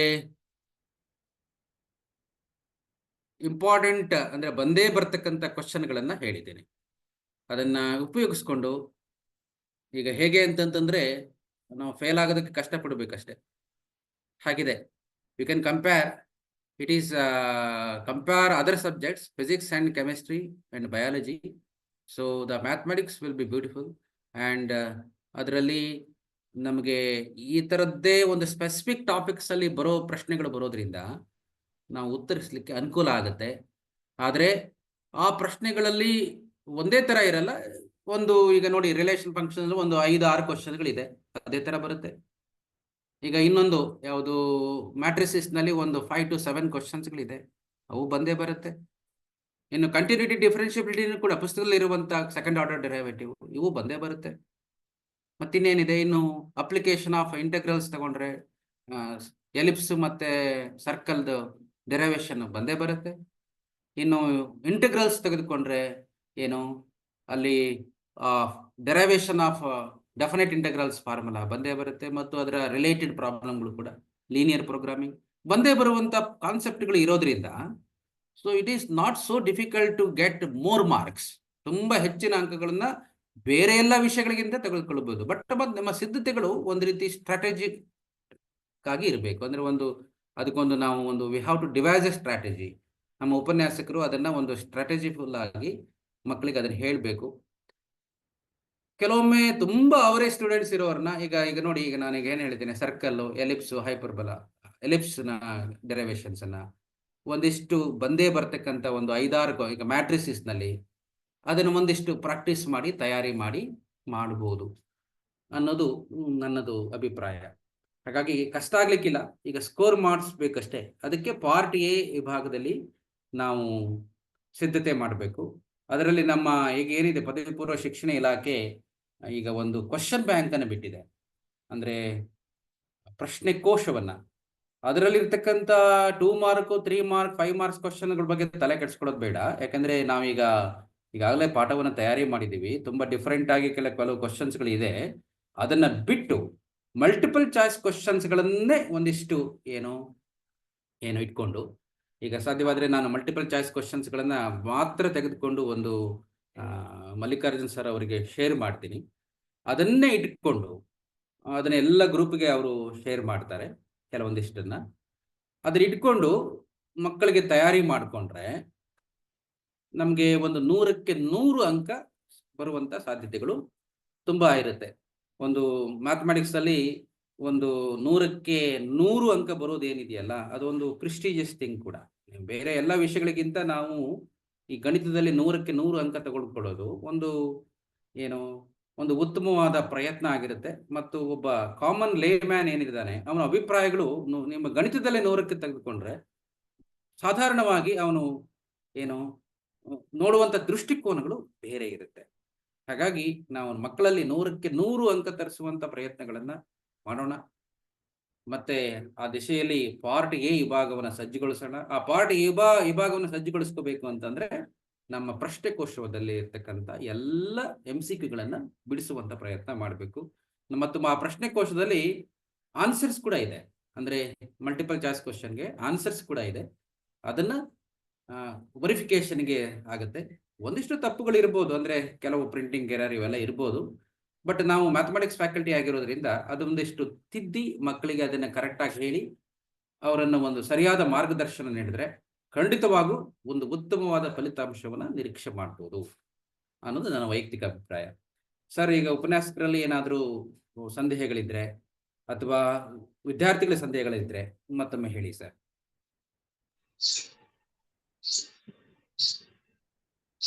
ಹಲೋ ಸರ್. ಸರ್ ಹೇಳಿ ಸರ್. ಸರ್, ಇವಾಗ ಏನ್ 3 ಮಾಡೆಲ್ ಕ್ವಶನ್ ಪೇಪರ್ ಬಿಟ್ಟಿದ್ದಾರೆ ಮತ್ತೆ ಬ್ಲೂ ಪ್ರಿಂಟ್ ಅನ್ನ ಬಿಟ್ಟಿದಾರಲ್ಲ ಸರ್, ಅದು ಫೈನಲ್ ಸರ್? ಫೈನಲ್ ಫೈನಲ್ ಅದ್ರೊಳಗೆ ಏನ್ ಮತ್ತೆ ಚೇಂಜಸ್ ಏನಾಗ? No changes sir. ಮಾದರಿ ಪ್ರಶ್ನೆ ಪತ್ರಿಕೆಗಳು ಫೈನಲ್. ಈಗ ಅದು ಅಂತಿಮ ಹಂತವನ್ನು ಪಡ್ಕೊಂಡಿದೆ, ಆದರೆ ಯಾವುದೇ ಬದಲಾವಣೆಗಳು ಖಂಡಿತವಾಗಿ ಇರೋದಿಲ್ಲ. ಈಗ ನಮ್ದು ಪತ್ರಿಕೆಗಳ ಲೆವೆಲ್ ಆಫ್ ಡಿಫಿಕಲ್ಟಿ ಜಾಸ್ತಿ ಇರಬಹುದಷ್ಟೇ, ಅಂದ್ರೆ ಡಿಫಿಕಲ್ಟಿ ಲೆವೆಲ್ ಜಾಸ್ತಿ ಇರಬಹುದಷ್ಟೇ.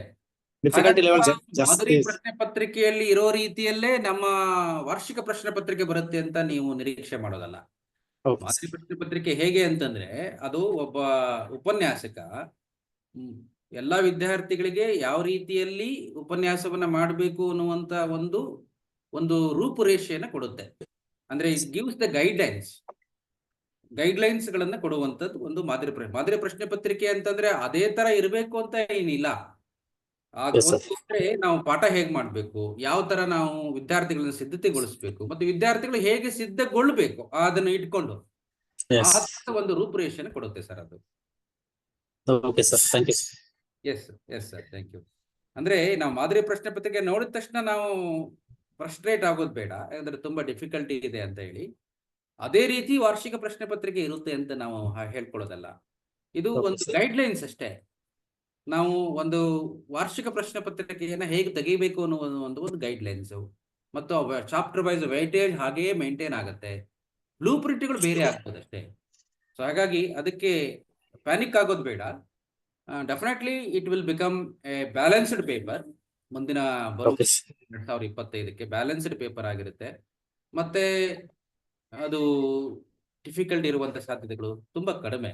ಹಾಗಾಗಿ ಯಾವುದೇ ರೀತಿಯಲ್ಲಿ ಪ್ಯಾನಿಕ್ ಆಗೋದು ಬೇಡ. Okay sir, thank you. Yes sir. ಮತ್ತೇನಾದ್ರು ಇದ್ರೆ ವಿದ್ಯಾರ್ಥಿಗಳಲ್ಲಿ ಪ್ರಶ್ನೆಗಳೇನಾದ್ರು ಇದ್ರೆ ಸರ್ ಕೇಳಿ. ಸರ್ ಮಲ್ಲಿಕಾರ್ಜುನ್ ಸರ್, ಮತ್ತೇನಾದ್ರು? ಸರ್ ಎಲ್ಲ ಸರಿ ಆಯ್ತು ಸರ್, ಏನಿಲ್ಲ. ನಾನೀಗ ಪಾರ್ಟ್ ಎ ವಿಭಾಗವನ್ನ ಒಂದಿಷ್ಟು ಪೆಂಡಿಂಗ್ ಇಟ್ಕೊಂಡಿದ್ದೀನಿ. ಇದು ಇನ್ನು ಮುಂದಿನ ಹಂತದಲ್ಲಿ ಕೆಲವೊಂದಿಷ್ಟು ಸಾಲ್ವ್ ಮಾಡ್ತಾ, ಅಥವಾ ಈಗ ಸಪೋಸ್ ಈಗ ನಾನು ಪಾರ್ಟ್ ಡಿ ಮತ್ತು ಈ ವಿಭಾಗವನ್ನ ಏನಾದರೂ ನಿಧಾನವಾಗಿ ವರ್ಕಿಂಗ್ ನಲ್ಲಿ ಸಾಲ್ವ್ ಮಾಡ್ತಾ ಹೋಗ್ಬೇಕು ಅಂತಂದ್ರೆ ಡಿಪೆಂಡಿಂಗ್ ಅಪಾನ್ ಯುವರ್ ಚಾಯ್ಸ್. ಅಂದ್ರೆ ಮಕ್ಕಳಿಗೆ ಅದು ಏನಾದರೂ ಏನು ಯೂಸ್ಫುಲ್ ಆಗುತ್ತೆ ಅಂತಂದ್ರೆ ಮುಂದಿನ ಹಂತದಲ್ಲಿ ಅದನ್ನ ನೀವು ಮಾರ್ಗದರ್ಶನ ನೀಡಿದ್ರೆ ಅದನ್ನು ನಾನು ನಡೆಸ್ಕೊಳ್ಳಿಕ್ಕೆ ತಯಾರಿದ್ದೀನಿ sir. Okay sir. Sir Belasatti sir ಇದಾರೆ? ಉಮೇಶ್ ಸರ್ ಒಂದು ನಿಮಿಷ ಜಾಯ್ನ್ ಆಗ್ತಾರೆ. ಸರ್ ಅವರು ಇಲ್ಲಿವರೆಗೂ ನಮ್ಮ ಎಲ್ಲ ಕ್ರೈಸ್ ವಿದ್ಯಾರ್ಥಿಗಳನ್ನ ಹಾಗೂ ಉಪನ್ಯಾಸಕರ ಕುರಿತು ಹೊಸ 2024-25ನೇ ಸಾಲಿಗೆ ಹೊಸ ಪ್ರಶ್ನೆ ಪತ್ರಿಕೆ ಕುರಿತು ಸವಿವರವಾಗಿ ತಿಳಿಸಿದ್ದಾರೆ. ಇಲ್ಲಿ ಈ ವರ್ಷದ ಪರೀಕ್ಷಾ ಪ್ರಶ್ನೆ ಪತ್ರಿಕೆಯಲ್ಲಿ ಹಿಂದಿನ ವರ್ಷ ಪ್ರಶ್ನೆ ಪತ್ರಿಕೆಯನ್ನ ಗಮನಿಸಿದಾಗ ಪ್ರಶ್ನೆಗಳ ಸಂಖ್ಯೆ ಕಡಿಮೆ ಆಗಿದೆ. ಸೊ ಅದನ್ನ ನಾವು ಮೊದಲನೇದಾಗಿ ಅರ್ಥ ಮಾಡ್ಕೊಂಡು ಸರ್ ಅವರು ಈಗ ಹೇಳಿದ್ದಾರೆ ಸಾಕಷ್ಟು ವಿಷಯಗಳನ್ನ ನಮ್ಮೊಂದಿಗೆ ಪ್ರಶ್ನೆ ಪತ್ರಿಕೆಯಲ್ಲಿ ಬದಲಾವಣೆ ಆಗಿರೋ ಕುರಿತು ಪಾರ್ಟ್ ಡಿ ಮತ್ತು ಪಾರ್ಟ್ ಎ, ಪಾರ್ಟ್ ಬಿ ಮತ್ತು ಪಾರ್ಟ್ ಸಿ ಕುರಿತು ಯಾವ್ಯಾವ ಕಾನ್ಸೆಪ್ಟ್ ಗಳನ್ನ ನಾವು ಫಿಕ್ಸ್ ಮಾಡ್ಕೋಬೇಕು, ಮತ್ತೆ ಹೇಗೆ ನಾವು ಪರೀಕ್ಷೆಯನ್ನ ತಯಾರಿ ನಡೆಸ್ಬೇಕು, ಹೇಗೆ ಓದ್ಕೋಬೇಕು. ಇಲ್ಲಿ ಪಾಸಿಂಗ್ ಮಾರ್ಕ್ಸ್ ಬಹಳಷ್ಟು ಇಂಪಾರ್ಟೆಂಟ್ ಆಗೋದಿಲ್ಲ. ಸೊ ಹಾಗಾಗಿ ಔಟ್ ತೆಗೆದುಕೊಳ್ಳುವಂಥದ್ದು ಮತ್ತೆ ಸ್ಕೋರ್ ಮಾಡುವಂಥದ್ದು ಬಹಳಷ್ಟು ಅವಶ್ಯ ಆಗಿರುತ್ತೆ. ಅದನ್ನ ಎಲ್ಲಾ ವಿದ್ಯಾರ್ಥಿಗಳು ಗಮನಿಸಿದಿರಿ ಅಂತ ನಾನು ಭಾವಿಸಿದ್ದೀನಿ. ಈ ಎಲ್ಲಾ ಸಲಹೆ ಸೂಚನೆಗಳನ್ನ ಸರ್ ಅವರು ನೀಡಿರುವಂತ ಎಲ್ಲಾ ಸೂಚನೆಗಳನ್ನ ನೀವು ಅನುಸರಿಸಿಕೊಂಡು ತಯಾರಿಯನ್ನ ನಡೆಸಬೇಕು ಅಂತ ಈ ಮೂಲಕ ಎಲ್ಲಾ ವಿದ್ಯಾರ್ಥಿಗಳಲ್ಲಿ ನಾನು ಕೇಳ್ಕೊಳ್ತೀನಿ. ಹಾಗೆ ಉಪನ್ಯಾಸಕರ ಮಾರ್ಗದರ್ಶನದೊಂದಿಗೆ ತಾವು ತಯಾರಿಯನ್ನ ನಡೆಸಬೇಕು. ಇನ್ನೊಂದು ನಮ್ಮ ಕಾರ್ಯನಿರ್ವಾಹಕ ನಿರ್ದೇಶಕರು ಹಾಗೂ ಜಂಟಿ ನಿರ್ದೇಶಕರಾಗಿರುವಂತ ನಾಗೇಶ್ ಸರ್ ಅವರು ಹಾಗೂ ಅತ್ಯಂತ ಕ್ರಿಯಾಶೀಲರಾಗಿರುವಂತ ಕ್ರೈಸ್ನಲ್ಲಿ ನಮ್ಮ ಶೈಕ್ಷಣಿಕ ಸಲಹೆಗಾರರಾಗಿರುವಂತ ಮಾನ್ಯ ಬೆಳಸಟ್ಟಿ ಸರ್ ಅವರ ಮಾರ್ಗದರ್ಶನದಲ್ಲಿ ನಾವು 28ನೇ ತಾರೀಕಿಗೆ ಪಾರ್ಟ್ ಎ ಡಿಟೇಲ್ಡ್ ಆಗಿರ್ತಕ್ಕಂಥ ಒಂದು ಡಿಸ್ಕಷನ್ ಅನ್ನ ಇನ್ನೊಂದು ತರಗತಿಯನ್ನ ಮ್ಯಾಥಮೆಟಿಕ್ಸ್ ಅಲ್ಲಿ ಯೋಜನೆ ಮಾಡಲಾಗಿದೆ. ಅದು 28ನೇ ತಾರೀಕಿಗೆ ಇದೇ ಸೇಮ್ ಟೈಮಿಂಗಿಗೆ ನಾವು ವಾಸುದೇವ್ ಸರ್ ಅವರ ನೇತೃತ್ವದಲ್ಲಿ ಆ ಕ್ಲಾಸ್ ನಡೆಯುತ್ತೆ ಅನ್ನುವಂತ ಒಂದು